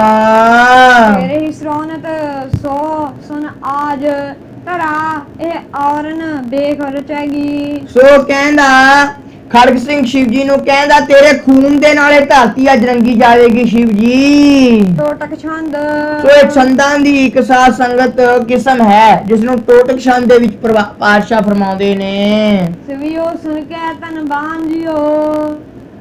ਸੋ ਸਾਧ ਸੰਗਤ ਦੇ ਇਸ ਗੱਲ ਸੁਣ ਕੇ ਨਾ ਵੀ ਤੇਰੇ ਖੂਨ ਦੇ ਨਾਲ ਮੈਂ ਧਰਤੀ ਰੰਗ ਦੇਵਾਂਗਾ, ਸ਼ਿਵ ਜੀ ਨੂੰ ਬੜਾ ਗੁੱਸਾ ਆਇਆ। ਸੋ ਸ਼ਿਵ ਜੀ ਨੇ ਹੱਸਦੇ ਵਿੱਚ ਤੀਰ ਫੜ ਲਿਆ। ਕਾਨ ਪ੍ਰਮਾਨ ਲੋ ਛੱਡ ਦਿਓ। ਸੋ ਸਾਧ ਸੰਗਤ ਕਹਿੰਦੇ ਨੇ ਵੀ ਸ਼ਿਵ ਜੀ ਵਰਗਾ ਜਿਹੜਾ ਧਨੁਖਧਾਰੀ ਹੈ ਦੁਨੀਆ ਦੇ ਵਿੱਚ ਕੋਈ ਪੈਦਾ ਨਹੀਂ ਹੋਇਆ। ਜਿੰਨਾ ਤਕੜਾ ਸ਼ਿਵ ਜੀ ਤੀਰ ਚਲਾਉਂਦਾ ਹੈ ਉਹਨਾਂ ਤਕੜਾ ਕੋਈ ਚਲਾ ਨਹੀਂ ਸਕਦਾ। ਸੋ ਸਾਧ ਸੰਗਤ ਸ਼ਿਵ ਜੀ ਨੇ ਆਪਣੇ ਕੰਨਾਂ ਦੇ ਤੱਕ ਆਪਣੇ ਤੀਰ ਕਮਾਨ ਨੂੰ ਖਿੱਚ ਕੇ ਤੀਰ ਛੱਡ ਦਿੱਤਾ ਖੜਗ ਸਿੰਘ ਦੇ ਉੱਪਰ। ਕੇ ਮੁਖ ਲਾਗ ਬਿਰਾਜ ਰਹੇ ਹੋ। ਸੋ ਉਹ ਜਿਹੜਾ ਤੀਰ ਸੀ ਖੜਗ ਸਿੰਘ ਦੇ ਮੂੰਹ ਤੇ ਲੱਗਿਆ ਜਾ ਕੇ। ਹਗ ਰਾਜ ਮਨੋ ਅਹਰਾਜ ਗਏ ਹੋ। ਸੋ ਸਾਧ ਸੰਗਤ ਖੜਗ ਸਿੰਘ ਦਾ ਜਿਹੜਾ ਮੂੰਹ ਸੀ ਥੋੜਾ ਜਿਹਾ ਖੂਨ ਦੇ ਨਾਲ ਭਰ ਗਿਆ। ਬਰਛੀ ਤਬ ਭੂਪ ਚਲਾਏ ਦਈ। ਸੋ ਉਸੇ ਸਮੇਂ ਖੜਗ ਸਿੰਘ ਨੇ ਸ਼ਿਵ ਜੀ ਦੇ ਉੱਪਰ ਬਾਰਸ਼ੀ ਮਾਰੀ। ਸਿਵ ਕੇ ਉਰ ਮੈਂ ਲਗ ਕ੍ਰਾਂਤ ਭਈ। ਸੋ ਸਾਧ ਸੰਗਤ ਉਹ ਜਿਹੜੀ ਬਾਰਸ਼ੀ ਮਾਰੀ ਸੀ ਨਾ ਉਹ ਖੜਗ ਸਿੰਘ ਦੀ ਬਾਰਸ਼ੀ ਸ਼ਿਵ ਜੀ ਦੇ ਛਾਤੀ ਦੇ ਵਿੱਚ ਜਾ ਕੇ ਲੱਗ ਗਈ। ਉਪਮਾ ਕਬਨੇ ਇਹ ਪਾਂਤ ਕਹੀ। ਸੋ ਸਾਧ ਸੰਗਤ ਜਿਹੜੀ ਉਪਮਾ ਹੈ ਉਹ ਜਦ ਬਾਰਸ਼ੀ ਲੱਗੀ, ਬਾਰਸ਼ੀ ਲੱਗਣ ਦਾ ਜਿਹੜਾ ਦ੍ਰਿਸ਼ ਹੈ ਉਹ ਗੁਰੂ ਗੋਬਿੰਦ ਸਿੰਘ ਕਵੀ ਗੁਰੂ ਗੋਬਿੰਦ ਸਿੰਘ ਸਾਹਿਬ ਮਹਾਰਾਜ ਕਹਿੰਦੇ ਮੈਂ ਇਸ ਤਰ੍ਹਾਂ ਨਾਲ ਕਹਿ ਰਿਹਾ ਹਾਂ। ਰਵ ਕੀ ਕਿਰਨ ਕੰਜ ਪੈ ਮੰਡ ਰਹੀ। ਸੋ ਜਿਵੇਂ ਸਾਧ ਸੰਗਤ ਸੂਰਜ ਦੀਆਂ ਕਿਰਨਾਂ ਧਰਤੀ ਦੇ ਵਾਤਾਵਰਣ ਦੇ ਵਿੱਚ ਦਾਖਲ ਹੁੰਦੀਆਂ ਨੇ ਨਾ, ਉਸੇ ਤਰ੍ਹਾਂ ਦੇ ਨਾਲ ਸਾਧ ਸੰਗਤ ਜਿਹੜੀ ਬਾਰਸ਼ੀ ਸੀ ਖੜਗ ਸਿੰਘ ਦੀ ਉਹ ਸ਼ਿਵ ਜੀ ਦੀ ਛਾਤੀ ਦੇ ਵਿੱਚ ਦਾਖਲ ਹੋ ਗਈ। ਤਬ ਹੀ ਹਰ ਦਵੈ ਕਰ ਖੈਂਚ ਨਿਕਾਰੀ। ਸੋ ਉਸ ਸਮੇਂ ਸ਼ਿਵ ਜੀ ਨੇ ਸਾਧ ਸੰਗਤ ਜਿਹੜੀ ਬਾਰਸ਼ੀ ਸੀ ਲੱਗੀ ਹੋਈ ਕੱਢ ਦਿੱਤੀ ਬਾਹਰ। ਜੈ ਡਾਰ ਦਈ ਮਨ ਨਾ ਗਨਕਾਰੀ। ਸੋ ਸਾਧ ਸੰਗਤ ਆਪਣੇ ਜਿਹੜੀ ਛਾਤੀ ਦੇ ਵਿੱਚ ਬਾਰਸ਼ੀ ਲੱਗੀ ਹੋਈ ਸੀ ਉਹ ਕੱਢ ਦਿੱਤੇ ਮਾਰ ਦਿੱਤੀ। ਸੋ ਜਿਹੜਾ ਸ਼ਿਵ ਜੀ ਦਾ ਜਿਹੜਾ ਸੱਪ ਸੀ, ਸੋ ਸੱਪ ਨੂੰ ਧਾਰਨ ਕਰਨੇ ਵਾਲਾ ਜਿਹੜਾ ਸ਼ਿਵ ਜੀ ਹੈ ਉਸਨੇ ਸਾਧ ਸੰਗਤ ਉਹ ਜਿਹੜੀ ਬਾਰਸ਼ੀ ਕੱਢ ਦਿੱਤੀ। ਬਹਰੋ ਨ੍ਰਪ ਮਿਆਨ ਤੇ ਖਗ ਨਿਕਾਰਿਓ। ਸੋ ਸਾਧ ਸੰਗਤ ਦੂਸਰੇ ਨੰਬਰ ਤੇ ਹੁਣ ਖੜਗ ਸਿੰਘ ਨੇ ਮਿਆਨ ਦੇ ਵਿੱਚੋਂ ਕਿਰਪਾਨ ਕੱਢ ਲਈ। ਕਰ ਕੈਬਲ ਕੋ ਸੇ ਉੱਪਰ ਡਾਰਿਓ। ਸੋ ਇੰਨੀ ਜ਼ੋਰ ਦੀ ਸ਼ਿਵ ਜੀ ਦੇ ਮਾਰੀ ਨਾ ਕਿਰਪਾਨ। ਹਰ ਮੋਰ ਰਿਓ ਬਿਗ ਭੂਮ ਪਰਿਓ। ਸੋ ਸਾਧ ਸੰਗਤ ਕਿਰਪਾਨ ਲੱਗਣ ਦੇ ਨਾਲ ਹੀ ਜਿਹੜਾ ਸ਼ਿਵ ਜੀ ਦੀ ਧਰਤੀ ਦੇ ਉੱਪਰ ਡਿੱਗ ਗਿਆ। ਮਨੋ ਬ੍ਰਜ ਪਰਿਓ ਗਿਰ ਸ੍ਰਿੰਗ ਚਰਿਓ। ਸੋ ਸਾਧ ਸੰਗਤ ਜਿਵੇਂ ਪੱਤਾ ਗਿਰਦਾ ਹੁੰਦਾ ਨਾ ਦਰਖਤ ਟੁੱਟ ਕੇ, ਉਸੇ ਤਰ੍ਹਾਂ ਦੇ ਨਾਲ ਸਾਧ ਸੰਗਤ ਜਿਹੜਾ ਇਹ ਖੜਗ ਸਿੰਘ ਦੇ ਕਿਰਪਾਨ ਲੱਗਣ ਦੇ ਨਾਲ ਸ਼ਿਵ ਜੀ ਧਰਤੀ ਦੇ ਉੱਪਰ ਡਿੱਗ ਗਿਆ। ਇਹ ਰੁਦਰ ਦਸਾ ਸਭ ਸੈਨ ਨਿਹਾਰੀ। ਜਦ ਦੇਖਿਆ ਵੀ ਸਾਡਾ ਜਿਹੜਾ ਲੀਡਰ ਹੈ ਸ਼ਿਵ ਜੀ, ਉਸ ਦੀ ਸੈਨਾ ਨੇ ਦੇਖਿਆ ਵੀ ਸ਼ਿਵ ਜੀ ਦਾ ਗੇਰ ਦਿੱਤਾ ਖੜਗ ਸਿੰਘ ਨੇ। ਬਰਛੀ ਤਬ ਹੀ ਸਿਵ ਪੂਤ ਸੰਭਾਰੀ। ਸੋ ਉਸੇ ਸਮੇਂ ਸਾਧ ਸੰਗਤ ਸ਼ਿਵ ਜੀ ਜਿਹੜਾ ਲੜਕਾ ਸੀ ਗਣੇਸ਼, ਉਹਨੇ ਨਾ ਹੱਥ ਦੇ ਵਿੱਚ ਬਾਰਸ਼ੀ ਫੜ ਲਈ। ਜਬ ਕਰ ਬੀਚ ਸਕਤ ਕੋ ਲਰਿਓ। ਸੋ ਸਾਧ ਸੰਗਤ ਜਦ ਹੱਥ ਦੇ ਵਿੱਚ ਉਸਨੇ ਬਾਰਸ਼ੀ ਫੜੀ ਨਾ ਗਣੇਸ਼ ਨੇ, ਤਬ ਆਏ ਨ੍ਰਿਪਤ ਕੇ ਸਾਮੂਹ ਪਇਓ। ਸੋ ਹੱਥ ਦੇ ਵਿੱਚ ਬਾਰਸ਼ੀ ਫੜ ਕੇ ਸਾਧ ਸੰਗਤ ਜਿਹੜਾ ਗਣੇਸ਼ ਤੇ ਇੱਕ ਸਵਾਮੀ ਕਾਰਤਕ ਹੈ ਉਹ ਖੜਗ ਸਿੰਘ ਸਾਹਮਣੇ ਆਉਂਦਾ ਹੈ। ਕਰ ਕੋਬਲ ਕੈ ਨ੍ਰਿਪ ਔਰ ਚਲਾਈ। ਸੋ ਬੜੇ ਗੁੱਸੇ ਦੇ ਨਾਲ ਸਾਧ ਸੰਗਤ ਜਿਹੜੀ ਇਹ ਬਾਰਸ਼ੀ ਹੈ ਗਣੇਸ਼ ਤੇ ਸਵਾਮੀ ਕਾਰਤਕ ਨੇ ਖੜਗ ਸਿੰਘ ਦੇ ਉੱਪਰ ਮਾਰੀ। ਬਰਛੀ ਨਹੀਂ ਮਨੋ ਮ੍ਰਿਤ ਪਠਾਈ। ਸੋ ਕਹਿੰਦੇ ਵੀ ਇਹ ਬਾਰਸ਼ੀ ਨਹੀਂ ਹੈਗੀ, ਇਹ ਬਾਰਸ਼ੀ ਦੇ ਬਜਾਏ ਇਹ ਤਾਂ ਖੜਗ ਸਿੰਘ ਦੀ ਮੌਤ ਹੀ ਆ ਗਈ ਹੈ। ਸੋ ਸਾਧ ਸੰਗਤ ਜੋ ਇਹ ਕਥਾ ਹੈ ਅੱਜ ਦੀ ਖੜਗ ਸਿੰਘ ਯੁੱਧ ਦੀ ਕਥਾ ਹੈ ਉਹਦੇ ਅੱਜ ਇਸ ਦਾ ਤੇ ਵਿਰਾਮ ਲੱਗ ਰਿਹਾ ਹੈ। ਸੋ ਇਹ ਜੋ ਅੱਗੇ ਕਥਾ ਹੈ ਹੋਰ ਵੀ ਵੀਰ ਰਸ ਵਾਲੀ ਹੋਵੇਗੀ। ਸੋ ਇਹ 2-3 ਹਫ਼ਤੇ ਹੋਰ ਲੱਗ ਜਾਣਗੇ ਇਸ ਕਥਾ ਦੀ ਸਮਾਪਤੀ ਨੂੰ। ਸੋ ਸਾਧ ਸੰਗਤ ਬੜੀ ਹੀ ਵੀਰ ਰਸ ਵਾਲੀ ਬਾਣੀ ਹੈ। ਸੋ ਅੱਜ ਜੋ ਇਹ ਦਿਨ ਹੈ ਸੋ ਗੁਰੂ ਸਾਹਿਬ ਦੀ ਕਿਰਪਾ ਸਦਕਾ, ਵੱਡਿਆਂ ਦੇ ਆਸ਼ੀਰਵਾਦ ਸਦਕਾ, ਬਾਬਾ ਗੁਰਬਚਨ ਸਿੰਘ ਮਹਾਰਾਜ ਦੇ ਆਸ਼ੀਰਵਾਦ ਸਦਕਾ ਜੋ ਇਹ ਕਥਾ ਹੈ ਆਪਾਂ ਹੁਣ ਆਰੰਭ ਰਹੇ ਹਾਂ। ਸੋ ਮਨੋਬੇਤਿਆਂ ਕਾਗਰ ਕਰੀਏ ਪਾਤਸ਼ਾਹ ਜੀ ਕਿਰਪਾ ਕਰਨ ਇਹ ਕਥਾ ਦੀ ਸੇਵਾ ਲੜੀਵਾਰ ਕਥਾ ਦੀ ਸੇਵਾ ਵੀ ਲੈ ਲੈਣ। सो आओ खड़क सिंह की कथा की संपूर्ण अखीरलियां पंक्तियां पढ़ के आप लड़ीवार कथा आरंभ करिए जी। तब आए नृपत के सामूहे भयो, कार को बल के नृप और चलाई, बरछी नहीं मानो मृत मठाई।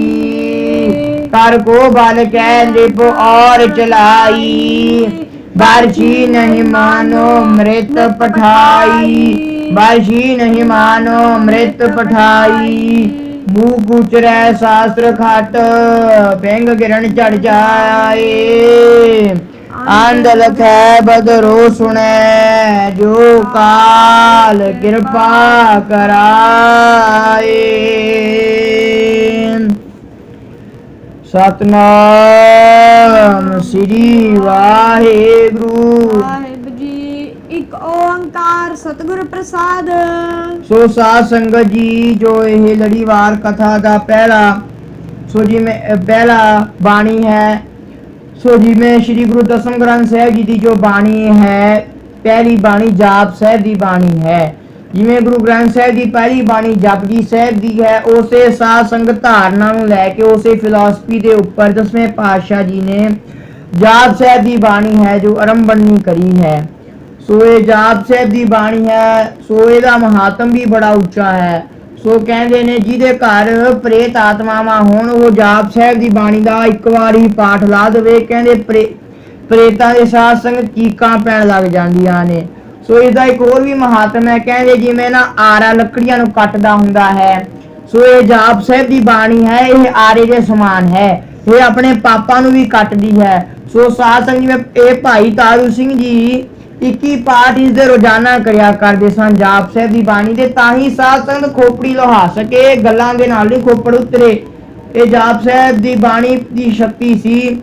ਸੋ ਸਾਧ ਸੰਗਤ ਕਹੀਏ ਤੇ ਸ਼ੰਕਾ ਕਰਦੇ ਨੇ ਵੀ ਇਹ ਇੱਕੋ ਸ਼ਬਦ ਨਮਸਤੰ ਨਮਸਤੰ ਨਮਸਤੰ ਬੜੀ ਵਾਰ ਆਇਆ ਹੈ।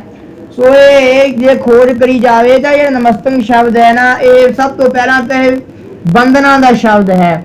ਸੋ ਗੁਰੂ ਗ੍ਰੰਥ ਸਾਹਿਬ ਦੇ ਵਿੱਚ ਵੀ ਕਿੰਨੀ ਵਾਰ ਆਇਆ ਹੈ ਬੰਦਨਾ, ਹਰ ਬੰਦਨਾ ਗੁਣ ਗਾਓ ਗੋਪਾਲ ਰਾਏ। ਕੀ ਸਾਧ ਸੰਗਤ ਜੇ ਨਮਸਤੰ ਸ਼ਬਦ ਇੱਕ ਬਾਰ-ਬਾਰ ਦਸਮ ਗ੍ਰੰਥ ਸਾਹਿਬ ਦੇ ਵਿੱਚ ਆਉਂਦਾ ਹੈ ਤਾਂ ਕੋਈ ਸ਼ਬਦ ਬਾਰ-ਬਾਰ ਆਉਣ ਦੇ ਨਾਲ ਕੀ ਉਹ ਜਿਹੜੀ ਬਾਣੀ ਹੈ ਵੇ ਪਾਤਸ਼ਾਹ ਦੀ ਰਚਨਾ ਨਹੀਂ ਰਹਿੰਦੀ।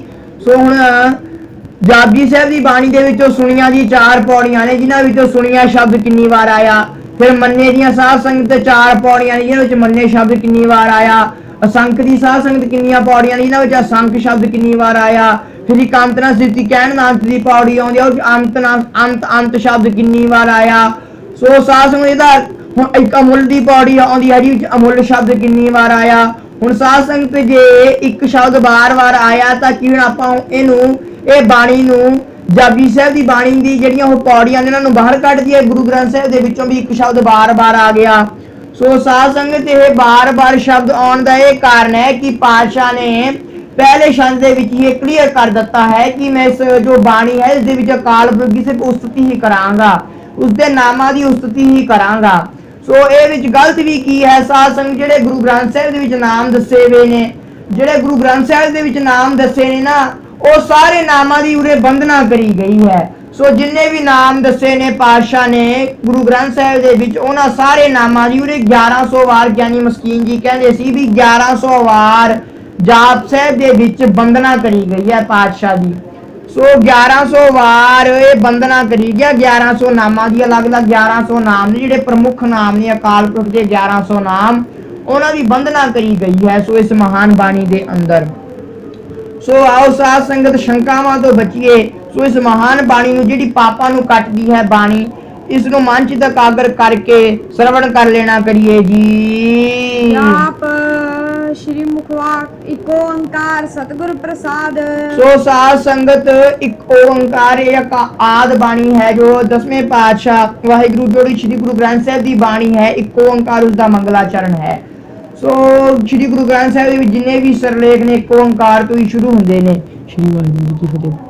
फिर साध संगत एक का अर्थ हो गया एक द्वैत ओंकार सारिਆਂ ਦਾ ਪ੍ਰਕਾਸ਼ਕ ਹੈ ਜੋ श्री वाहिगुरु जी की सतगुरु प्रसाद सो सच्चे गुरु अकाल पुरख ਦੀ ਕਿਰਪਾ ਸਦਕਾ ਹੀ ਉਸ ਦਾ ਨਾਮ ਹੈ ਜੋ ਪ੍ਰਾਪਤ ਕਰਿਆ ਜਾ ਸਕਦਾ ਹੈ ਓंकार ਪਾਤਸ਼ਾਹ ਦਾ श्री वाहिगुरु जी की फतेह ਸੋ ਸ੍ਰੀ ਵਾਹਿਗੁਰੂ ਜੀ ਕੀ ਫਤਿਹ ਹੈ ਜੋ ਸਾਧ ਸੰਗਤ ਇਹ ਦਸਮ ਦੀ ਬਾਣੀ ਦਾ ਮੰਗਲਾਚਰਨ ਹੈ ਸੋ ਦਸਮ ਦੀ ਬਾਣੀ ਦੇ ਵਿੱਚ ਇੱਕੋ ਓंकार ਸ੍ਰੀ ਵਾਹਿਗੁਰੂ ਜੀ ਕੀ ਫਤਿਹ ਦੇ ਨਾਲ ਹੀ ਸਾਰੀਆਂ ਬਾਣੀਆਂ ਜ਼ਿਆਦਾਤਰ ਪ੍ਰਾਰੰਭ ਹੁੰਦੀਆਂ ਨੇ ਸੋ ਸ੍ਰੀ ਵਾਹਿਗੁਰੂ ਜੀ ਕੀ ਫਤਿਹ ਦਸਮ ਦੀ ਬਾਣੀ ਦਾ ਮੰਗਲਾਚਰਨ ਹੈ ਸੋ ਸ਼੍ਰੀ ਭਾਵ ਅਕਾਲ ਪੁਰਖ ਸ਼੍ਰੀ ਦਾ ਅਰਥ ਹੋ ਗਿਆ ਲక్ష్ਮੀ ਦਾ ਜਿਹੜਾ ਪਤੀ ਪਰਮਾਤਮਾ ਵਾਹਿਗੁਰੂ ਸੱਚਾ ਅਕਾਲ ਪੁਰਖ ਉਸ ਦੀ ਹੀ ਜਿੱਤ ਹੈ ਜਾਂ ਜਿਹੜੇ ਉਸ ਦਾ ਨਾਮ ਧਿਆਉਂਦੇ ਨੇ ਉਹਨਾਂ ਦੀ ਵੀ ਜਿੱਤ ਹੋ ਜਾਂਦੀ ਹੈ जाप ਸੋ ਜਾਪ ਬਾਣੀ ਦਾ ਨਾਮ ਹੈ ਅਤੇ ਜਾਪ ਇਸ ਬਾਣੀ ਦਾ ਨਿਰੰਤਰ ਜਾਪ ਕਰ ਲੈਣਾ ਕਰੋ ਮਨ ਨੂੰ ਇਕਾਗਰ ਕਰਕੇ ਕਰੋ श्री मुखवाक पातशाही दसवीं ਸੋ ਜਿਵੇਂ ਗੁਰੂ ਗ੍ਰੰਥ ਸਾਹਿਬ ਦੇ ਵਿੱਚ ਮਹੱਲੇ ਆਉਂਦੇ ਨੇ ਮਹੱਲਾ ਪਹਿਲਾ ਮਹੱਲਾ ਦੂਜਾ ਮਹੱਲਾ ਤੀਜਾ ਉਸੇ ਤਰ੍ਹਾਂ ਦੇ ਨਾਲ ਦਸਵੇਂ ਪਾਤਸ਼ਾਹ ਨੇ ਆਪਣਾ ਉਹਦੇ ਸਿਰਲੇਖ ਦਿੱਤਾ ਹੈ ਪਾਤਸ਼ਾਹੀ ਦਸਵੀਂ ਦਸਵੇਂ ਪਾਤਸ਼ਾਹ ਜੀ ਫਰਮਾਉਂਦੇ ਨੇ छपै छंद सो साध ਸੋ ਜੋ ਛਪੈ ਛੰਦ ਹੈ ਇਹ ਸਾਧ ਸੰਗਤ ਜੀ ਇਹ ਛੰਦਾਂ ਦੀ ਇੱਕ ਕਿਸਮ ਹੈ ਛਪੈ ਦਾ ਅਰਥ ਹੋ ਗਿਆ 6 ਸੋ ਸਾਧ ਸੰਗਤ ਜਿਹੜੀ ਇਹ ਛਪੈ ਛੰਦ ਹੈ ਇਸ ਦੀਆਂ ਜਿਹੜੀਆਂ ਪੌੜੀ ਹੈ ਇਹ ਛਪੈ ਛੰਦ ਨਾਮਕ ਪੌੜੀ ਹੈ ਇਸ ਦੇ ਵਿੱਚ 6 ਪੰਕਤੀਆਂ ਦਾ ਸੁਮੇਲ ਹੈ ਸੋ 6 ਪੰਕਤੀਆਂ ਦੇ ਸੁਮੇਲ ਦੇ ਨਾਲ ਇਹ ਛਪੈ ਛੰਦ ਨਾਮਕ ਪੌੜੀ ਤਿਆਰ ਹੋਈ ਹੈ ਤੋ ਪ੍ਰਸਾਦ ਸੋ ਸਾਧ ਸੰਗਤ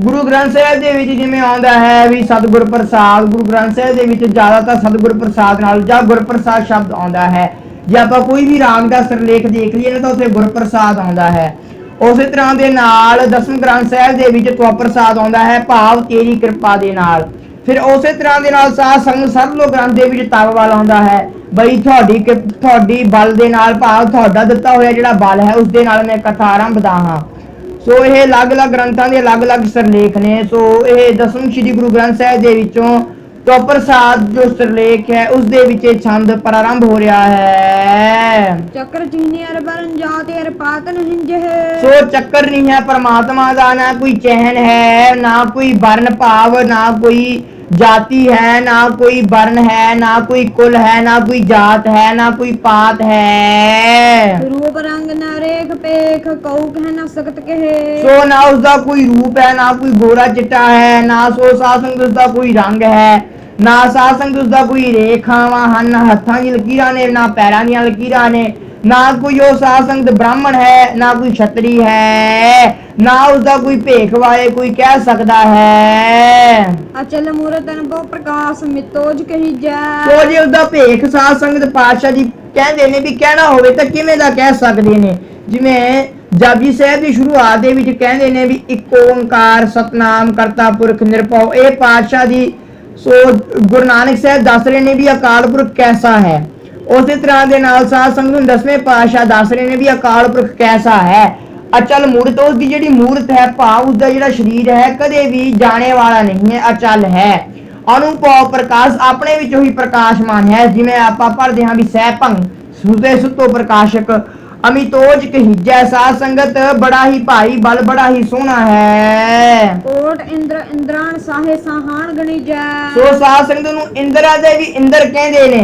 ਰਾਜਿਆਂ ਦੇ ਰਾਜੇ ਉਸ ਦਾ ਨਾਮ ਜਪਦੇ ਨੇ ਉਹ ਰਾਜਿਆਂ ਦਾ ਵੀ ਰਾਜਾ ਹੈ ਭਵਨ ਮਹੀਪ ਸੁਰ ਨਰ ਸੁਰ ਨੇਤ ਨੇਤ ਬੰਤਰਣ ਕਹਤ ਸੋ ਤ੍ਰਿਭਵਨ ਮਹੀਪ ਤਿੰਨੇ ਲੋਕਾਂ ਜਿਹੜੇ ਦੇਵਤੇ ਬ੍ਰਹਮਾ ਵਿਸ਼ਨੂੰ ਮਹੇਸ਼ ਸੁਰ ਨਰ ਦੇਵਤੇ ਅਸੁਰ ਰਾਖਸ਼ ਸਾਧ ਸੰਗਤ ਨੂੰ ਆਪਣੀ ਜੀਵਾ ਦੇ ਨਾਲ ਜਿਵੇਂ ਸ਼ੇਸ਼ ਨਾਗ 2000 ਨਾਮ ਰੋਜ਼ ਲੈਂਦਾ ਹੈ ਅਕਾਲ ਪੁਰਖ ਦੇ ਉਸੇ ਤਰ੍ਹਾਂ ਦੇ ਨਾਲ ਸਾਧ ਸੰਗਤ ਦੇ ਸਾਰੇ ਦੇਵੀ ਦੇਵਤੇ ਮਨੁੱਖ ਉਸ ਅਕਾਲ ਪੁਰਖ ਦੀ ਆਰਾਧਨਾ ਦੇ ਵਿੱਚ ਬੈਠੇ ਨੇ ਕਰੋੜਾ ਨਾਮ ਲੈਂਦੇ ਨੇ ਉਸ ਦੇ ਰੋਜ਼ ਸਰਬ ਨਾਮ ਕਥਾ ਕਵਨ ਨਾਮ ਬਰਨਤ ਸੁਮਤ ਸੋ ਕਹਿੰਦੇ ਵੀ ਮੈਂ ਸਾਰੇ ਨਾਮ ਤਾਂ ਨਹੀਂ ਕਹਿ ਸਕਦਾ ਪਾਤਸ਼ਾਹ ਜੀ ਦੀ ਨਿਮਰਤਾ ਦੇਖੋ भी कहते मैं सारे नाम तो नहीं कह सकता पातशाह दे बेअंत है क्योंकि वो बेअंत को करंत पाठ देखिए सो उसके सारे नाम तो नहीं मैं कह सकता जिन्ने क मेरी मत दे विच आउंदे ने पातशाह जी कहंदे कर्म नाम जो दे जिन्ने वो कर्म करदा है जिन्ने प्रकार दे वो काम करदा है उस पर कम्मां दे हिसाब दे नाल जिहड़े उसदे नाम बड़े ने ਉਹ ਨਾਮਾਂ ਦੀ ਮੈਂ ਬੰਦਨਾ ਕਰਦਾ ਹਾਂ ਉਹ ਨਾਮਾਂ ਦੀ ਮੈਂ ਹੁਣ ਗਿਣਤੀ ਦੱਸਾਂਗਾ ਵੀ ਕਿਹੜੇ ਕਿਹੜੇ ਕੰਮ ਅਕਾਲ ਪੁਰਖ ਕਰਦਾ ਹੈ ਅਤੇ ਕਿਹੜੇ-ਕਿਹੜੇ ਕੰਮਾਂ ਦੇ ਨਾਲ ਉਸਦੇ ਨਾਮ ਬਣੇ ਹੋਏ ਹਨ।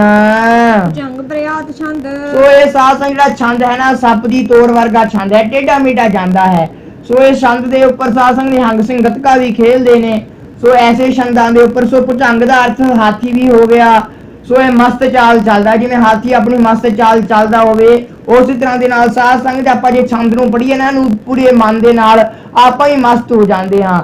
ਜਿਵੇਂ ਸਾਧ ਸੰਗਤ ਜਿਹੜਾ ਸੱਪ ਹੈ ਟੇਢਾ ਮੇਢਾ ਚੱਲਦਾ ਹੈ, ਉਸੇ ਤਰ੍ਹਾਂ ਦੇ ਨਾਲ ਇਹ ਛੰਦ ਹੈ ਟੇਢਾ ਮੇਢਾ ਚੱਲ ਰਿਹਾ ਹੈ, ਕਿਉਂਕਿ ਇਸ ਛੰਦ ਦੇ ਵਿੱਚ ਕਿਸੇ ਇੱਕ ਨਾਮ ਦੇ ਉੱਪਰ ਵਰਣਨ ਨਹੀਂ ਕਰਿਆ ਗਿਆ, ਅਲੱਗ-ਅਲੱਗ ਨਾਮਾਂ ਦੇ ਉੱਪਰ ਅਲੱਗ-ਅਲੱਗ ਕੰਮਾਂ ਦੇ ਉੱਪਰ ਵਰਣਨ ਕਰਿਆ ਗਿਆ ਹੈ। ਨਮਸਤਵੰ ਅਕਾਲੇ ਨਮਸਤਵੰ ਕਿਰਪਾਲੇ। ਸੋ ਸਾਧ ਸੰਗਤ ਜਿਹੜਾ ਪਰਮਾਤਮਾ ਕਾਲ ਤੋਂ ਰਹਿਤ ਹੈ, ਜਿਹੜਾ ਬੜਾ ਹੀ ਦਇਆਵਾਨ ਹੈ, ਮੈਂ ਉਸ ਨੂੰ ਵੰਦਨਾ ਕਰਦਾ ਹਾਂ। ਨਮਸਤਵੰ ਅਰੂਪੇ ਨਮਸਤੰ ਅਨੂਪੇ। ਜਿਹੜਾ ਰੂਪ ਤੋਂ ਰਹਿਤ ਹੈ, ਜਿਹੜਾ ਅਨੂਪ ਹੈ ਪਰਮਾਤਮਾ, ਉਸ ਨੂੰ ਮੈਂ ਵੰਦਨਾ ਕਰਦਾ ਹਾਂ। ਨਮਸਤੰ ਭੇਖੇ ਨਮਸਤੰ ਲੇਖੇ। ਜਿਹੜਾ ਭੇਖਾਂ ਤੋਂ ਵੀ ਰਹਿਤ ਹੈ, ਕਿਸੇ ਵੀ ਭੇਖ ਦੇ ਵਿੱਚ ਨਾ ਬ੍ਰਾਹਮਣ ਨਾ ਛਤਰੀ ਹੈ, ਜਿਹੜਾ ਲਿਖਣ ਤੋਂ ਵੀ ਰਹਿਤ ਹੈ, ਉਹਨੂੰ ਮੈਂ ਵੰਦਨਾ ਕਰਦਾ ਹਾਂ। ਨਮਸਤੰ ਕਾਏ ਨਮਸਤੰ ਜਾਏ। ਨਾ ਜਿਹੜਾ ਕਾਇਆ ਤੋਂ ਰਹਿਤ ਹੈ, ਜਿਸ ਦੀ ਕੋਈ ਦੇਹੀ ਨਹੀਂ ਹੈ, ਜਿਹੜਾ ਅਜਾਏ ਅਜਾਏ ਦਾ ਅਰਥ ਸਾਧ ਸੰਗ ਜਿਹੜਾ ਜਨਮਾਂ ਤੋਂ ਰਹਿਤ ਹੈ, ਜਿਸ ਦਾ ਕੋਈ ਸਰੀਰ ਨਹੀਂ ਹੈ, ਉਸ ਨੂੰ ਮੈਂ ਵੰਦਨਾ ਕਰਦਾ ਹਾਂ। ਨਮਸਤੰ ਗੰਜੇ ਨਮਸਤੰ ਪੰਜੇ।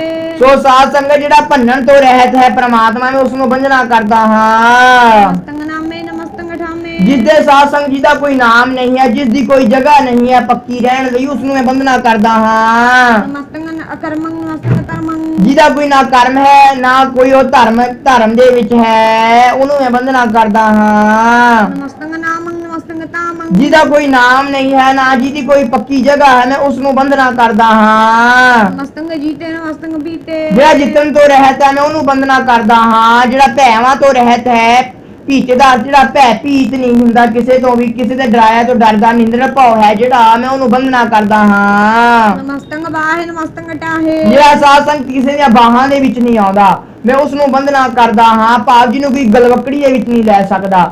ਸੋ ਸਾਧ ਸੰਗਤ ਜਦ ਨਾ ਗੁਰੂ ਗੋਬਿੰਦ ਸਿੰਘ ਸਾਹਿਬ ਮਹਾਰਾਜ ਸੱਚਖੰਡ ਜਾਣ ਲੱਗੇ ਸੀ, ਤਾਂ ਹਜੂਰ ਸਾਹਿਬ ਇੱਕ ਸਿੰਘ ਨੇ ਨਾ ਪਾਤਸ਼ਾਹ ਦੇ ਪੈਰ ਫੜਨ ਦੀ ਕੋਸ਼ਿਸ਼ ਕਰੀ ਪਿੱਛੇ ਤੋਂ ਜਾਂਦੇ ਜਾਂਦੇ। ਸੋ ਪੈਰ ਸਾਧ ਸੰਗਤ ਫੜੇ ਨਹੀਂ ਹੋਏ, ਕਿਉਂਕਿ ਸਾਧ ਸੰਗਤ ਗੁਰੂ ਦੀ ਕੋਈ ਦੇਹੀ ਨਹੀਂ ਹੈ। ਗੁਰੂ ਪਰਮੇਸ਼ਰ ਏਕੋ ਜਾਨ। ਸੋ ਗੁਰੂ ਵੀ ਪਰਮੇਸ਼ਰ ਦੇ ਸਮਾਨ ਹੈ। ਜਿਸ ਤਰ੍ਹਾਂ ਪਰਮੇਸ਼ਰ ਦੀ ਕੋਈ ਦੇਹੀ ਨਹੀਂ ਹੈ, ਉਸ ਸਮਾਨ ਗੁਰੂ ਦੀ ਕੋਈ ਦੇਹੀ ਨਹੀਂ ਹੈ। ਸੋ ਸਾਧ ਸੰਗਤ ਗੁਰੂ ਸਾਹਿਬ ਦੇ ਜਿਹੜੇ ਚਰਨ ਸਨ, ਉਹ ਸਿੰਘ ਦੇ ਹੱਥਾਂ ਦੇ ਵਿੱਚ ਨਹੀਂ ਆਏ, ਕਿਉਂਕਿ ਸਾਧ ਸੰਗਤ ਗੁਰੂ ਸਾਹਿਬ ਦਾ ਸ਼ਬਦ ਰੂਪ ਨੇ, ਅਕਾਲ ਪੁਰਖ ਸ਼ਬਦ ਰੂਪ ਹੈ। ਸੋ ਸਾਧ ਸੰਗਤ ਉਹ ਕਿਸੇ ਦੀ ਬਾਹਾਂ ਦੇ ਵਿੱਚ ਨਹੀਂ ਆਉਂਦਾ, ਭਾਵ ਨਾ ਉਹਨੂੰ ਕੋਈ ਬਾਹਾਂ ਦੇ ਵਿੱਚ ਮਿਣ ਸਕਦਾ ਹੈ ਫੜ ਕੇ, ਨਾ ਉਹਨੂੰ ਕੋਈ ਢਾ ਸਕਦਾ ਹੈ, ਭਾਵ ਉਸ ਨੂੰ ਕੋਈ ਖਤਮ ਨਹੀਂ ਕਰ ਸਕਦਾ। ਜਿਹੜਾ ਐਸਾ ਬੇਅੰਤ ਹੈ, ਮੈਂ ਉਸ ਨੂੰ ਵੰਦਨਾ ਕਰਦਾ ਹਾਂ। ਨਮਸਤੰ ਨੀਲੇ ਨਮਸਤੰ ਨਾਦੇ। ਜਿਹੜਾ ਸਾਧ ਸੰਗਤ ਜਿਹੜਾ ਪਿੱਛੇ ਵੀ ਸੀ, ਜਿਹੜਾ ਆਉਣ ਵਾਲੇ ਸਮੇਂ ਦੇ ਵਿੱਚ ਵੀ ਹੈ, ਜਿਹੜਾ ਆਦ ਸੱਚ ਜੁਗਾਦ ਸੱਚ ਹੈ, ਮੈਂ ਉਹਨੂੰ ਵੰਦਨਾ ਕਰਦਾ ਹਾਂ। ਨਮਸਤੰ ਛੇਦੇ ਨਮਸਤੰ ਗਾਦੇ। ਸੋ ਜਿਹੜਾ ਛੇਦਾਂ ਤੋਂ ਛਿਦਣੇ ਤੋਂ ਰਹਿਤ ਹੈ, ਜਿਹੜਾ ਸਾਧ ਸੰਗ ਦੁੱਖਾਂ ਤੋਂ ਰਹਿਤ ਹੈ, ਮੈਂ ਉਹਨੂੰ ਵੰਦਨਾ ਕਰਦਾ ਹਾਂ। ਨਮਸਤੰ ਗੰਜੇ ਨਮਸਤੰ ਪੰਜੇ। ਸੋ ਸਾਧ ਸੰਗਤ ਜਿਹੜਾ ਭੰਜਨ ਤੋਂ ਰਹਿਤ ਹੈ, ਭੰਜਨ ਗੜਨ ਹੈ, ਜਿਹੜਾ ਸਾਧ ਸੰਗਤ ਜਿਹੜਾ ਸਾਰੇ ਨੂੰ ਭੰਜ ਸਕਦਾ ਹੈ, ਪਰ ਉਹਨੂੰ ਨਹੀਂ ਕੋਈ ਭੰਜ ਸਕਦਾ। ਭਾਵ ਜਿਹੜਾ ਸਾਰਿਆਂ ਨੂੰ ਤਾਂ ਖਤਮ ਕਰ ਸਕਦਾ ਹੈ, ਆਪਾਂ ਨੂੰ ਤਾਂ ਖਤਮ ਕਰ ਸਕਦਾ ਹੈ, ਪਰ ਆਪਾਂ ਉਹਨੂੰ ਨਹੀਂ ਖਤਮ ਕਰ ਸਕਦੇ।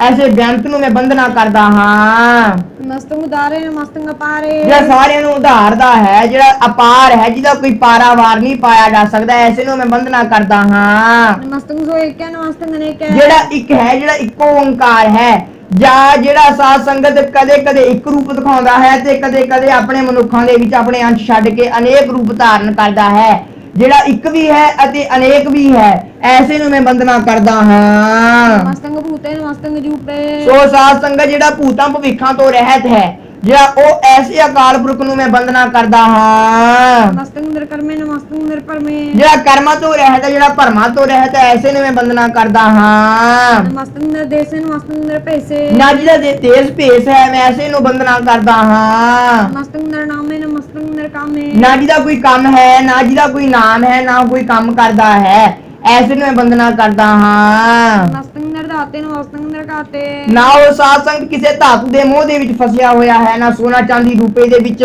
ਫਸਿਆ ਹੋਇਆ ਹੈ। ਐਸਾ ਜਿਹੜਾ ਅਕਾਲ ਪੁਰਖ ਹੈ, ਜਿਹੜਾ ਧਾਤੂਆਂ ਦੇ ਮੋਹ ਤੋਂ ਰਹਿਤ ਹੈ, ਉਹਨੂੰ ਮੈਂ ਵੰਦਨਾ ਕਰਦਾ ਹਾਂ। ਘਾਟੇ ਦਾ ਅਰਥ ਜਿਹਦਾ ਕੋਈ ਘਾਤ ਨਹੀਂ ਕਰ ਸਕਦਾ, ਭਾਵ ਜਿਹਦੇ ਨਾਲ ਕੋਈ ਧਰੋ ਨਹੀਂ ਕਰ ਸਕਦਾ, ਐਸੇ ਅਕਾਲ ਪੁਰਖ ਦੀ ਮੈਂ ਵੰਦਨਾ ਕਰਦਾ ਹਾਂ ਜਿਹੜਾ ਨਿਰਵੈਰ ਸਰੂਪ ਹੈ। ਨਮਸਤੰ ਨਿਰਧੂਤੇ ਨਮਸਤੰ ਭੂਤੇ। ਸੋ ਸਾਧ ਸੰਗਤ ਜਿਹੜਾ ਭੂਤਾਂ ਤੋਂ ਪਿਛਲੇ ਯੁੱਗਾਂ ਤੋਂ ਵੀ ਰਹਿਤ ਹੈ, ਨਾ ਯੁੱਗਾਂ ਦੇ ਵਿੱਚ ਆਇਆ ਹੈ, ਨਾ ਯੁੱਗਾਂ ਦੇ ਵਿੱਚ ਆਵੇਗਾ, ਐਸੇ ਨੂੰ ਮੈਂ ਵੰਦਨਾ ਕਰਦਾ ਹਾਂ। ਨਮਸਤੰ ਲੋਕੇ ਨਮਸਤੰ ਸੋਕੇ। ਸੋ ਸਾਧ ਸੰਗਤ ਜਿਹੜਾ ਤਿੰਨੇ ਲੋਕਾਂ ਦਾ ਮਾਲਕ ਹੈ ਜਾਂ ਜਿਹੜਾ ਤਿੰਨੇ ਲੋਕਾਂ ਤੋਂ ਰਹਿਤ ਹੈ, ਮੈਂ ਐਸੇ ਨੂੰ ਵੰਦਨਾ ਕਰਦਾ ਹਾਂ। ਜਾਂ ਸਾਰਿਆਂ ਨੂੰ ਸੋਕਣ ਵਾਲਾ ਹੈ, ਐਸੇ ਨੂੰ ਮੈਂ ਵੰਦਨਾ ਕਰਦਾ ਹਾਂ। ਨਮਸਤੰ ਤਰਮਾਨੇ ਨਮਸਤੰ ਨਿਦਾਨੇ ਨਮਸਤੰ ਨਿਰਤਾਪੇ ਨਮਸਤੰ ਥਾਪੇ। ਸੋ ਜਿਹੜਾ ਸਾਧ ਸੰਗਤ ਤਪ ਕਰਨ ਨਾਲ ਹੱਥ ਦੇ ਵਿੱਚ ਨਹੀਂ ਆਉਂਦਾ, ਐਸੇ ਨੂੰ ਮੈਂ ਵੰਦਨਾ ਕਰਦਾ ਹਾਂ। ਜਾਂ ਜਿਹੜਾ ਸਾਧ ਸੰਗਤ ਜਿਸ ਨੂੰ ਕੋਈ ਥਾਪ ਨਹੀਂ ਸਕਦਾ, ਜਿਸ ਨੂੰ ਕੋਈ ਸਾਜ ਨਹੀਂ ਸਕਦਾ, ਐਸੇ ਨੂੰ ਮੈਂ ਵੰਦਨਾ ਕਰਦਾ ਹਾਂ। ਨਮਸਤੰ ਤਰਮਾਨੇ ਨਮਸਤੰ ਨਿਦਾਨੇ। ਜਿਹੜਾ ਮਾਨ ਤੋਂ ਰਹਿਤ ਹੈ, ਜਿਹੜਾ ਸਾਧ ਸੰਗਤ ਇੰਨਾ ਬੜਮੁੱਲਾ ਖਜ਼ਾਨਾ ਹੈ, ਐਸੇ ਨੂੰ ਮੈਂ ਵੰਦਨਾ ਕਰਦਾ ਹਾਂ। ਨਮਸਤੰ ਗਾਹੇ ਨਮਸਤੰ ਗਵਾਹੇ। ਸੋ ਸਾਧ ਸੰਗਤ ਜਿਹੜਾ ਗਹਿਣੇ ਤੋਂ ਗਾਹੇ ਦਾ ਅਰਥ ਹੈ ਸਾਧ ਸੰਗਤ ਦਾ ਗੋਚਰ ਕਰਨਾ, ਭਾਵ ਦੇਖਣਾ। ਸੋ ਐਸੇ ਇਹਦਾ ਅਕਾਲ ਪੁਰਖ ਦੇਖਣ ਤੋਂ ਵੀ ਰਹਿਤ ਹੈ, ਮੈਂ ਐਸੇ ਨੂੰ ਮੈਂ ਵੰਦਨਾ ਕਰਦਾ ਹਾਂ। ਜਿਹੜਾ ਸਾਧ ਸੰਗਤ ਬਾਹੇ ਦਾ ਅਰਥ ਹੋ ਗਿਆ ਜਿਹੜਾ ਜਿਸ ਦੀ ਕੋਈ ਵੀ ਸਵਾਰੀ ਨਹੀਂ ਹੈ, ਜਿਹੜਾ ਸਵਾਰੀ ਤੋਂ ਵੀ ਰਹਿਤ ਹੈ, ਐਸੇ ਨੂੰ ਮੈਂ ਵੰਦਨਾ ਕਰਦਾ ਹਾਂ। ਨਮਸਤੰ ਤਰਵਰਗੇ ਨਮਸਤੰ ਸਰਗੇ। ਜਿਹਨੂੰ ਤਿੰਨੇ ਤ੍ਰਿਵਰਗੇ ਦਾ ਅਰਥ ਹੋ ਗਿਆ ਤਿੰਨ ਦੇਵਤੇ ਜਿਸ ਨੂੰ ਪੂਜਦੇ ਹਨ, ਐਸੇ ਅਕਾਲ ਪੁਰਖ ਨੂੰ ਮੈਂ ਵੰਦਨਾ ਕਰਦਾ ਹਾਂ। ਨਮਸਤੰ ਪ੍ਰਭੋਗੇ ਨਮਸਤੰ ਸੁਜੋਗੇ। ਸੋ ਸਾਧ ਸੰਗਤ ਜਿਹੜਾ ਭੋਗਾਂ ਦੇ ਜੀ ਭੋਗੀ ਅੰਦਰ ਭੋਗਿਆ, ਜੋਗੀ ਅੰਦਰ ਜੋਗਿਆ, ਭੋਗੀ ਅੰਦਰ ਭੋਗਿਆ ਹੈ। ਸੋ ਸਾਧ ਸੰਗਤ ਐਸੇ ਨੂੰ ਮੈਂ ਵੰਦਨਾ ਕਰਦਾ ਹਾਂ। ਨਮਸਤੰ ਰੰਗੇ ਨਮਸਤੰ ਭੰਗੇ। ਸੋ ਜਿਹੜਾ ਰੰਗਾਂ ਤੋਂ ਵੀ ਰਹਿਤ ਹੈ, ਨਾ ਰੂਪ ਰੰਗ ਰੇਖ ਕੁਝ ਵੀ ਨਹੀਂ ਹੈਗਾ, ਜਿਹੜਾ ਭੰਗਣ ਤੋਂ ਵੀ ਰਹਿਤ ਹੈ, ਜਿਹਨੂੰ ਕੋਈ ਭੰਗ ਨਹੀਂ ਕਰ ਸਕਦਾ, ਜਿਸ ਨੂੰ ਕੋਈ ਖਤਮ ਨਹੀਂ ਕਰ ਸਕਦਾ, ਐਸੇ ਨੂੰ ਮੈਂ ਵੰਦਨਾ ਕਰਦਾ ਹਾਂ। ਨਮਸਤੰ ਅਗੰਮੇ ਨਮਸਤਸਤਰਮੇ। ਜਿਹੜਾ ਅਗੰਮ ਹੈ ਪ੍ਰਮਾਤਮਾ, ਜਿਹਦਾ ਕੋਈ ਪਾਰਾਵਾਰ ਨਹੀਂ ਪਾਇਆ ਜਾ ਸਕਦਾ, ਉਸ ਨੂੰ ਮੈਂ ਵੰਦਨਾ ਕਰਦਾ ਹਾਂ। ਜਾਂ ਸਾਰੇ ਕਿਤੇ ਰਮਿਆ ਹੋਇਆ ਹੈ, ਉਸ ਨੂੰ ਵੀ ਮੈਂ ਵੰਦਨਾ ਕਰਦਾ ਹਾਂ। ਨਮਸਤੰ ਜਲਾਸਰੇ ਨਮਸਤੰ ਨਿਰਾਸਰੇ। ਜਿਹੜਾ ਜਲ ਦੇ ਵਿੱਚ ਵੀ ਹੈ, ਧਰਤੀ ਦੇ ਉੱਪਰ ਵੀ ਹੈ, ਉਸ ਨੂੰ ਮੈਂ ਵੰਦਨਾ ਕਰਦਾ ਹਾਂ। ਨਮਸਤੰ ਜਾਤੇ ਨਮਸਤੰ ਪਾਤੇ। ਜਿਸ ਦੀ ਕੋਈ ਜਾਤ ਪਾਤ ਨਹੀਂ ਹੈ, ਉਸ ਨੂੰ ਮੈਂ ਵੰਦਨਾ ਕਰਦਾ ਹਾਂ। ਨਮਸਤੰ ਵਜਬੇ ਨਮਸਤਸਤਜਬੇ। ਜਿਹੜਾ ਕੋਈ ਮਜ਼ਹਬ ਨਹੀਂ ਹੈ, ਜਿਸ ਦੀ ਕੋਈ ਜਗ੍ਹਾ ਨਹੀਂ ਹੈ, ਉਸ ਨੂੰ ਮੈਂ ਵੰਦਨਾ ਕਰਦਾ ਹਾਂ। ਅਦੇਸੰ ਅਦੇਸੇ ਨਮਸਤੰ ਵੇਸੇ। ਸੋ ਜਿਸ ਦਾ ਕੋਈ ਦੇਸ਼ ਨਹੀਂ ਹੈ, ਜਿਹੜਾ ਭੇਸ ਤੋਂ ਵੀ ਰਹਿਤ ਹੈ, ਜੇ ਦੇਸ਼ ਹੋਵੇਗਾ ਸਾਧ ਸੰਗਤ ਉਹ ਹੈ ਜੀ ਭੇਸ ਹੁੰਦਾ ਹੈ। ਜਿਹਦਾ ਅਕਾਲ ਪੁਰਖ ਦਾ ਨਾ ਕੋਈ ਦੇਸ਼ ਹੈ, ਨਾ ਕੋਈ ਚੋਲਾ ਧਾਰਨ ਕਰਿਆ ਹੋਇਆ ਹੈ, ਉਸਨੇ ਭਾਵ ਕੋਈ ਭੇਖ ਨਹੀਂ ਹੈ। ਨਮਸਤੰ ਨਿਰਧਾਮੇ ਨਮਸਤੰ ਨਿਰਭਾਮੇ। ਨਾ ਜਿਹਦਾ ਕੋਈ ਸਾਧ ਸੰਗਤ ਧਾਮ ਭਾਵ ਜਗ੍ਹਾ ਹੈ, ਐਸੇ ਨੂੰ ਮੈਂ ਵੰਦਨਾ ਕਰਦਾ ਹਾਂ। ਨਮੋ ਸਰਬ ਕਾਲੇ ਨਮੋ ਸਰਬ ਦਿਆਲੇ। ਜਿਹੜਾ ਸਾਰਿਆਂ ਨੂੰ ਕਾਲ ਦਿੰਦਾ ਹੈ ਤੇ ਜਿਹੜਾ ਸਾਰਿਆਂ ਨੂੰ ਕਾਲ ਦੇ ਕੇ ਪਾਲਦਾ ਵੀ ਹੈ, ਜਿਹੜਾ ਸਾਰਿਆਂ ਉੱਪਰ ਦਇਆ ਕਰਦਾ ਹੈ, ਐਸੇ ਨੂੰ ਮੈਂ ਨਮੋ ਭਾਵ ਵੰਦਨਾ ਕਰਦਾ ਹਾਂ। ਨਮੋ ਸਰਬ ਰੂਪੇ ਨਮੋ ਸਰਬ ਭੂਪੇ। ਜਿਹੜਾ ਸਾਰਿਆਂ ਦਾ ਰੂਪ ਹੈ ਤੇ ਜਿਹੜਾ ਸਾਰਿਆਂ ਦਾ ਰਾਜਾ ਹੈ, ਉਸ ਨੂੰ ਵੰਦਨਾ ਕਰਦਾ ਹਾਂ। ਨਮੋ ਸਰਬ ਥਾਪੇ ਨਮੋ ਸਰਬ ਕਾਲੇ। ਨਮੋ ਸਰਬ ਖਾਪੇ। ਨਮੋ ਸਰਬ ਖਾਪੇ ਨਮੋ ਸਰਬ ਥਾਪੇ। ਜਿਹੜਾ ਸਾਰਿਆਂ ਨੂੰ ਖਾਪ ਭਾਵ ਮਿੱਟੀ 'ਚ ਮਿਲਾ ਦਿੰਦਾ ਹੈ ਤੇ ਜਿਹੜਾ ਸਾਰਿਆਂ ਨੂੰ ਸ੍ਰਿਸ਼ਟੀ ਸਾਜ ਦਿੰਦਾ ਹੈ, ਉਸ ਨੂੰ ਵੰਦਨਾ ਕਰਦਾ ਹਾਂ। ਨਮੋ ਸਰਬ ਕਾਲੇ ਨਮੋ ਸਰਬ ਪਾਲੇ। ਜਿਹੜਾ ਸਾਰਿਆਂ ਨੂੰ ਕਾਲ ਦਿੰਦਾ ਹੈ ਤੇ ਜਿਹੜਾ ਸਾਰਿਆਂ ਨੂੰ ਪਾਲਦਾ ਹੈ, ਉਸ ਨੂੰ ਵੰਦਨਾ ਹੈ ਮੇਰੀ। ਨਮੋ ਸਰਬ ਗੌਣੇ ਨਮੋ ਸਰਬ ਪਾਉਣੇ। ਸੋ ਸਾਧ ਸੰਗਤ ਜਿਹੜੇ ਜਿਸ ਨੂੰ ਸਾਰੇ ਗਾਉਂਦੇ ਨੇ ਜਾਂ ਜਿਹੜੇ ਸਾਰੇ ਜਿਸ ਨੂੰ ਸਾਰੇ ਸ੍ਰਿਸ਼ਟੀ ਦੇ ਜਿਹੜੇ ਗੋਚਰ ਨੇ, ਭਾਵ ਸ੍ਰਿਸ਼ਟੀ ਦੇ ਵਿੱਚ ਰਹਿਣੇ ਵਾਲੇ ਸਾਰੇ ਜਿਸ ਨੂੰ ਗਾਉਂਦੇ ਨੇ, ਉਸ ਅਕਾਲ ਪੁਰਖ ਨੂੰ ਮੈਂ ਵੰਦਨਾ ਕਰਦਾ ਹਾਂ। ਨਮੋ ਸਰਬ ਰੰਗੇ ਨਮੋ ਸਰਬ ਪੰਗੇ। ਜਿਹੜਾ ਸਾਰਿਆਂ ਦਾ ਰੰਗ ਹੈ, ਭਾਵ ਜਿਹੜੇ ਸਾਰਿਆਂ ਦੇ ਰੰਗਾਂ ਦੇ ਵਿੱਚ ਹੈ, ਉਸ ਅਕਾਲ ਪੁਰਖ ਨੂੰ ਮੈਂ ਵੰਦਨਾ ਕਰਦਾ ਹਾਂ। ਜਿਹੜਾ ਸਾਰਿਆਂ ਨੂੰ ਖਤਮ ਕਰ ਸਕਦਾ ਹੈ, ਉਸ ਨੂੰ ਮੈਂ ਵੰਦਨਾ ਕਰਦਾ ਹਾਂ। ਕਾਲ ਕਾਲੇ ਨਮਸਤਸਤ ਦਿਆਲੇ। ਜਿਹੜਾ ਕਾਲ ਨੂੰ ਵੀ ਕਾਲ ਦਿੰਦਾ ਹੈ, ਉਸ ਨੂੰ ਮੈਂ ਵੰਦਨਾ ਕਰਦਾ ਹਾਂ। ਜਿਹੜਾ ਇੰਨਾ ਜ਼ਿਆਦਾ ਦਇਆਵਾਨ ਹੈ, ਜਿਹਦੀ ਦਇਆ ਦਾ ਕੋਈ ਅੰਤ ਨਹੀਂ ਪਾ ਸਕਦਾ, ਉਸ ਨੂੰ ਮੈਂ ਵੰਦਨਾ ਕਰਦਾ ਹਾਂ। ਨਮਸਤੰ ਬਰਨੇ ਨਮਸਤੰ ਮਰਨੇ। ਜਿਹੜਾ ਮਰਨੇ ਤੋਂ ਰਹਿਤ ਹੈ, ਜਿਹੜਾ ਵਰਨਾ ਤੋਂ ਰਹਿਤ ਹੈ, ਉਹਨੂੰ ਮੈਂ ਵੰਦਨਾ ਕਰਦਾ ਹਾਂ। ਨਮਸਤੰ ਜਰਾਰੰਗ ਨਮਸਤੰ ਕਰਤਾਰੰਗ। ਜਿਹੜਾ ਬੁਢਾਪੇ ਤੋਂ ਵੀ ਰਹਿਤ ਹੈ, ਉਸ ਨੂੰ ਮੈਂ ਵੰਦਨਾ ਕਰਦਾ ਹਾਂ। ਜਿਹੜਾ ਕਿਸ ਦਾ ਕ੍ਰਿਤਗਨ ਨਹੀਂ ਹੈ, ਉਸ ਨੂੰ ਵੰਦਨਾ ਕਰਦਾ ਹਾਂ। ਸਰਪ ਧੰਦੇ ਨਮੋਸਤਾ ਬੰਦੇ। ਜਿਹੜਾ ਸਾਧ ਸੰਗਤ ਜਿਹੜੇ ਜਿੰਨੇ ਵੀ ਧੰਦੇ ਨੇ, ਉਹ ਸਾਰੇ ਧੰਦਿਆਂ ਦਾ ਸਾਧ ਸੰਗਤ ਸਾਰੇ ਜਿੰਨੇ ਵੀ ਧਰਤੀ ਦੇ ਉੱਪਰ ਧੰਦੇ ਚੱਲਦੇ ਨੇ, ਉਹ ਸਾਰਿਆਂ ਦਾ ਸੰਚਾਲਕ ਅਕਾਲ ਪੁਰਖ ਹੈ। ਜਿਹੜਾ ਬੰਧਨਾਂ ਤੋਂ ਵੀ ਰਹਿਤ ਹੈ, ਉਸ ਨੂੰ ਮੈਂ ਵੰਦਨਾ ਕਰਦਾ ਹਾਂ। ਨਮਸਤੰ ਨਰਸਾਕੇ ਨਮਸਤੰ ਨਰਬਾਕੇ। ਜਿਸਦਾ ਕੋਈ ਸਾਗ ਨਹੀਂ ਹੈ, ਉਸ ਨੂੰ ਮੈਂ ਵੰਦਨਾ ਕਰਦਾ ਹਾਂ। ਜਿਹੜਾ ਬਾਗ ਤੋਂ ਰਹਿਤ ਹੈ, ਭਾਵ ਜਿਸ ਦੇ ਬਾਰੇ ਕੁਝ ਕਿਹਾ ਨਹੀਂ ਜਾ ਸਕਦਾ, ਉਸ ਨੂੰ ਮੈਂ ਵੰਦਨਾ ਕਰਦਾ ਹਾਂ। ਨਮਸਤੰ ਗਰੀਮੇ ਨਮਸਤੰ ਕਰੀਮੇ। ਜਿਹੜਾ ਸਾਧ ਸੰਗਤ ਰਹੀਮ ਭਾਵ ਬੜਾ ਹੀ ਰਹਿਮ ਕਰਨੇ ਵਾਲਾ ਹੈ, ਕਰੀਮੇ ਭਾਵ ਸਾਧ ਸੰਗਤ ਦਇਆ ਕਰਨੇ ਵਾਲਾ ਹੈ, ਜਿਹੜਾ ਸਾਰਿਆਂ ਦੇ ਉੱਪਰ, ਉਹਨੂੰ ਮੇਰੀ ਬੰਦਨਾ ਹੈ। ਨਮਸਤੰ ਅਨੰਤੇ ਨਮਸਤੰ ਮਹੰਤੇ। ਜਿਹਦਾ ਕੋਈ ਅੰਤ ਨਹੀਂ ਪਾਇਆ ਜਾ ਸਕਦਾ, ਜਿਹੜਾ ਸਾਰਿਆਂ ਦਾ ਮਹੰਤ ਭਾਵ ਸਾਰਿਆਂ ਤੋਂ ਉੱਪਰ ਹੈ, ਉਸ ਨੂੰ ਮੇਰੀ ਬੰਦਨਾ ਹੈ। ਨਮਸਤਸਤਰਾਗੇ ਨਮਸਤੰ ਸੁਹਾਗੇ। ਜਿਹੜਾ ਸਾਧ ਸੰਗਤ, ਜਿਹੜਾ ਸਾਰਿਆਂ ਦੀ ਆਵਾਜ਼ ਹੈ, ਰਾਗ ਦਾ ਅਰਥ ਹੋ ਗਿਆ ਆਵਾਜ਼, ਜਿਹੜਾ ਸਾਰੇ ਸਾਧ ਸੰਗਤ ਕਾਮ ਕ੍ਰੋਧ ਹੰਕਾਰ ਰਾਗਾਂ ਦੇ ਵਿੱਚ ਵੀ ਹੈ, ਜਿਹੜਾ ਸਾਧ ਸੰਗਤ 31 ਰਾਗਾਂ ਦੇ ਵਿੱਚ ਵੀ ਹੈ, ਜਿਹੜਾ ਸਾਧ ਸੰਗਤ ਸੰਖ ਰਾਗਾਂ ਦੇ ਵਿੱਚ ਜਿਸ ਨੂੰ ਕਵੀ ਗਾਉਂਦੇ ਨੇ, ਜਿਹੜਾ ਇਹ ਜਿਹਾ ਬੇਅੰਤ ਹੈ, ਉਸ ਅਕਾਲ ਪੁਰਖ ਨੂੰ ਮੈਂ ਬੰਦਨਾ ਕਰਦਾ ਹਾਂ। ਜਿਹੜਾ ਸਾਰੀ ਸ੍ਰਿਸ਼ਟੀ ਦਾ ਜਿਹੜਾ ਸੁਹਾਗ ਹੈ, ਉਸ ਨੂੰ ਬੰਦਨਾ ਕਰਦਾ ਹਾਂ। ਨਮੋ ਸਰਬ ਸੋਖੰ ਨਮੋ ਸਰਬ ਪੋਖੰ। ਜਿਹੜਾ ਸਾਰਿਆਂ ਨੂੰ ਸੋਖਦਾ ਹੈ ਤੇ ਸਾਰਿਆਂ ਨੂੰ ਪਾਲਦਾ ਹੈ। ਸੋਖਣਾ ਭਾਵ ਸਾਰਿਆਂ ਨੂੰ ਮਾਰਦਾ ਹੈ ਤੇ ਪੋਖਣਾ ਭਾਵ ਸਾਰਿਆਂ ਨੂੰ ਪਾਲਦਾ ਹੈ, ਉਸ ਨੂੰ ਮੈਂ ਬੰਦਨਾ ਕਰਦਾ ਹਾਂ। ਨਮੋ ਸਰਬ ਕਰਤਾ ਨਮੋ ਸਰਬ ਹਰਤਾ। ਜਿਹੜਾ ਕਰਨੇ ਵਾਲਾ ਵੀ ਹੈ ਤੇ ਹਰਨੇ ਵਾਲਾ ਵੀ ਹੈ, ਉਹਨੂੰ ਬੰਦਨਾ ਹੈ ਮੇਰੀ। ਨਮੋ ਜੋਗ ਜੋਗੀ ਨਮੋ ਭੋਗ ਭੋਗੇ। ਜਿਹੜਾ ਜੋਗੀਆਂ ਦਾ ਵੀ ਜੋਗੀ ਹੈ ਤੇ ਭੋਗਿਆਂ ਦਾ ਵੀ ਭੋਗੀ ਹੈ, ਉਸ ਨੂੰ ਬੰਦਨਾ ਹੈ ਮੇਰੀ। ਨਮੋ ਸਰਬ ਦਿਆਲੇ ਨਮੋ ਸਰਬ ਪਾਲੇ। ਜਿਹੜਾ ਸਾਰਿਆਂ ਤੋਂ ਦਇਆਵਾਨ ਹੈ, ਜਿਹੜਾ ਸਾਰਿਆਂ ਨੂੰ ਪਾਲਣੇ ਵਾਲਾ ਹੈ, ਐਸੇ ਅਕਾਲ ਪੁਰਖ ਸੁਆਮੀ ਨੂੰ ਮੇਰੀ ਬੰਦਨਾ ਹੈ। ਸੋ ਸਾਧ ਸੰਗਤ, ਜੋ ਅੱਜ ਹੈ ਸਮਾਂ ਵੀ ਹੋ ਗਿਆ, ਸੋ ਇਹ 2 ਛੰਦਾਂ ਦੀ ਅੱਜ ਸਮਾਪਤੀ ਹੈ। ਜੋ ਬਾਕੀ ਦੀ ਲੜੀਵਾਰ ਕਥਾ ਹੈ ਉਹ ਕੱਲ ਨੂੰ ਸ਼ਾਮ ਨੂੰ ਹੋਵੇਗੀ। ਸੋ ਪਾਤਸ਼ਾਹ ਦੀ ਕਿਰਪਾ ਕਰਨ ਇਸ ਤਰ੍ਹਾਂ ਦੇ ਨਾਲ ਕਥਾ ਦੀ ਹਾਜ਼ਰੀ ਲੈਂਦੇ ਰਹਿਣ। ਸੋ ਦਾਸਾਂ ਦੀ ਮੱਤ ਬੜੀ ਹੀ ਛੋਟੀ ਹੈ, ਮੇਰੀ ਮੱਤ ਥੋੜੀ, ਰਾਮ ਤੂੰ ਸਮਰੱਥ ਵੱਡਾ। ਸੋ ਸਾਧ ਸੰਗਤ, ਅਰਥਾਂ ਤਾਂ ਸਭ ਕੁਝ ਆਉਂਦੇ ਨਹੀਂ। ਸੋ ਗੁਰੂ ਸਾਹਿਬ ਦੀ ਹੀ ਕਿਰਪਾ ਹੈ, ਬਾਬਾ ਗੁਰਬਚਨ ਸਿੰਘ, ਬਾਬਾ ਕਰਤਾਰ ਸਿੰਘ ਸਾਹਿਬ, ਉਹਨਾਂ ਦੀ ਕਿਰਪਾ ਦੇ ਨਾਲ ਜਿੰਨੇ ਵੀ ਕੀ ਅਰਥ ਮਹਾਂਪੁਰਖਾਂ ਤੋਂ ਪੜ੍ਹੇ, ਉਹਨੇ ਕਿ ਸਾਧ ਸੰਗਤ ਆਪ ਜੀ ਦੀ ਹਜ਼ੂਰੀ ਦੇ ਵਿੱਚ, ਗੁਰੂ ਸਾਹਿਬ ਦੀ ਹਜ਼ੂਰੀ ਵਿੱਚ ਕਹਿ ਲੈਣੇ ਕਰੇ। ਸੋ ਗੁਰੂ ਸਾਹਿਬ ਬਖਸ਼ਣ ਯੋਗ ਨੇ, ਸੰਗਤ ਬਖਸ਼ਣ ਯੋਗ ਹੈ। ਭੁੱਲਣ ਅੰਦਰ ਸਭ ਕੋ ਭੁੱਲ ਗੁਰੂ ਕਰਤਾਰ, ਅਣਜਾਣ ਬੱਚੇ ਸਮਝ ਕੇ ਮੁਆਫ ਕਰਨਾ। ਸੋ ਆਓ ਕਥਾ ਦੀ ਅਖੀਰਲੀਆਂ ਪੰਕਤੀਆਂ ਪੜ੍ਹ ਕੇ ਸਮਾਪਤੀ ਕਰ ਲੈਣੀ ਕਰੀਏ ਜੀ। ਮੋ जोग जोगे नमो भोग भोगे, नमो सर्व दयाले नमो सर्व पाले, नमो सर्व दयाले नमो सर्व पाले। आए प्रभु शरणागति कृपा निध दयाल, एक अखर हर मन बसत नानक होत निहाल। हे गोबिंद हे गोपाल हे दयाल लाल, प्राणनाथ सखे दीन दर्द निवार। हे समर्थ पूरन मोहे मया तार, अंधकूप महाभयान नानक पार उतार।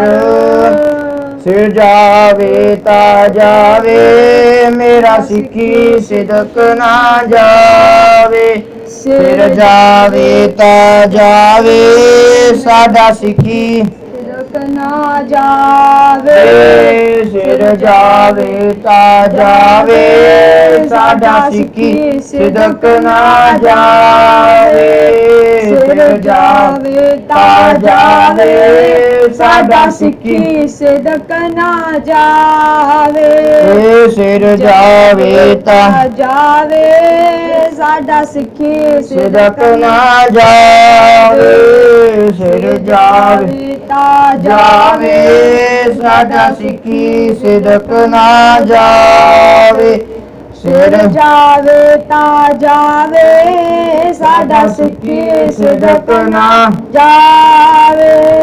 सिर जावे ता जावे साडा सिक्खी सिदक ना जावे, सिर जावे ता जावे साडा सिक्खी सिदक ना जावे, सिर जावे ता जावे साडा सिक्खी सिदक ना जावे, सिर जावे ता जावे साडा सिक्खी सिदक ना जावे। वाहिगुरु जी का खालसा, वाहिगुरु जी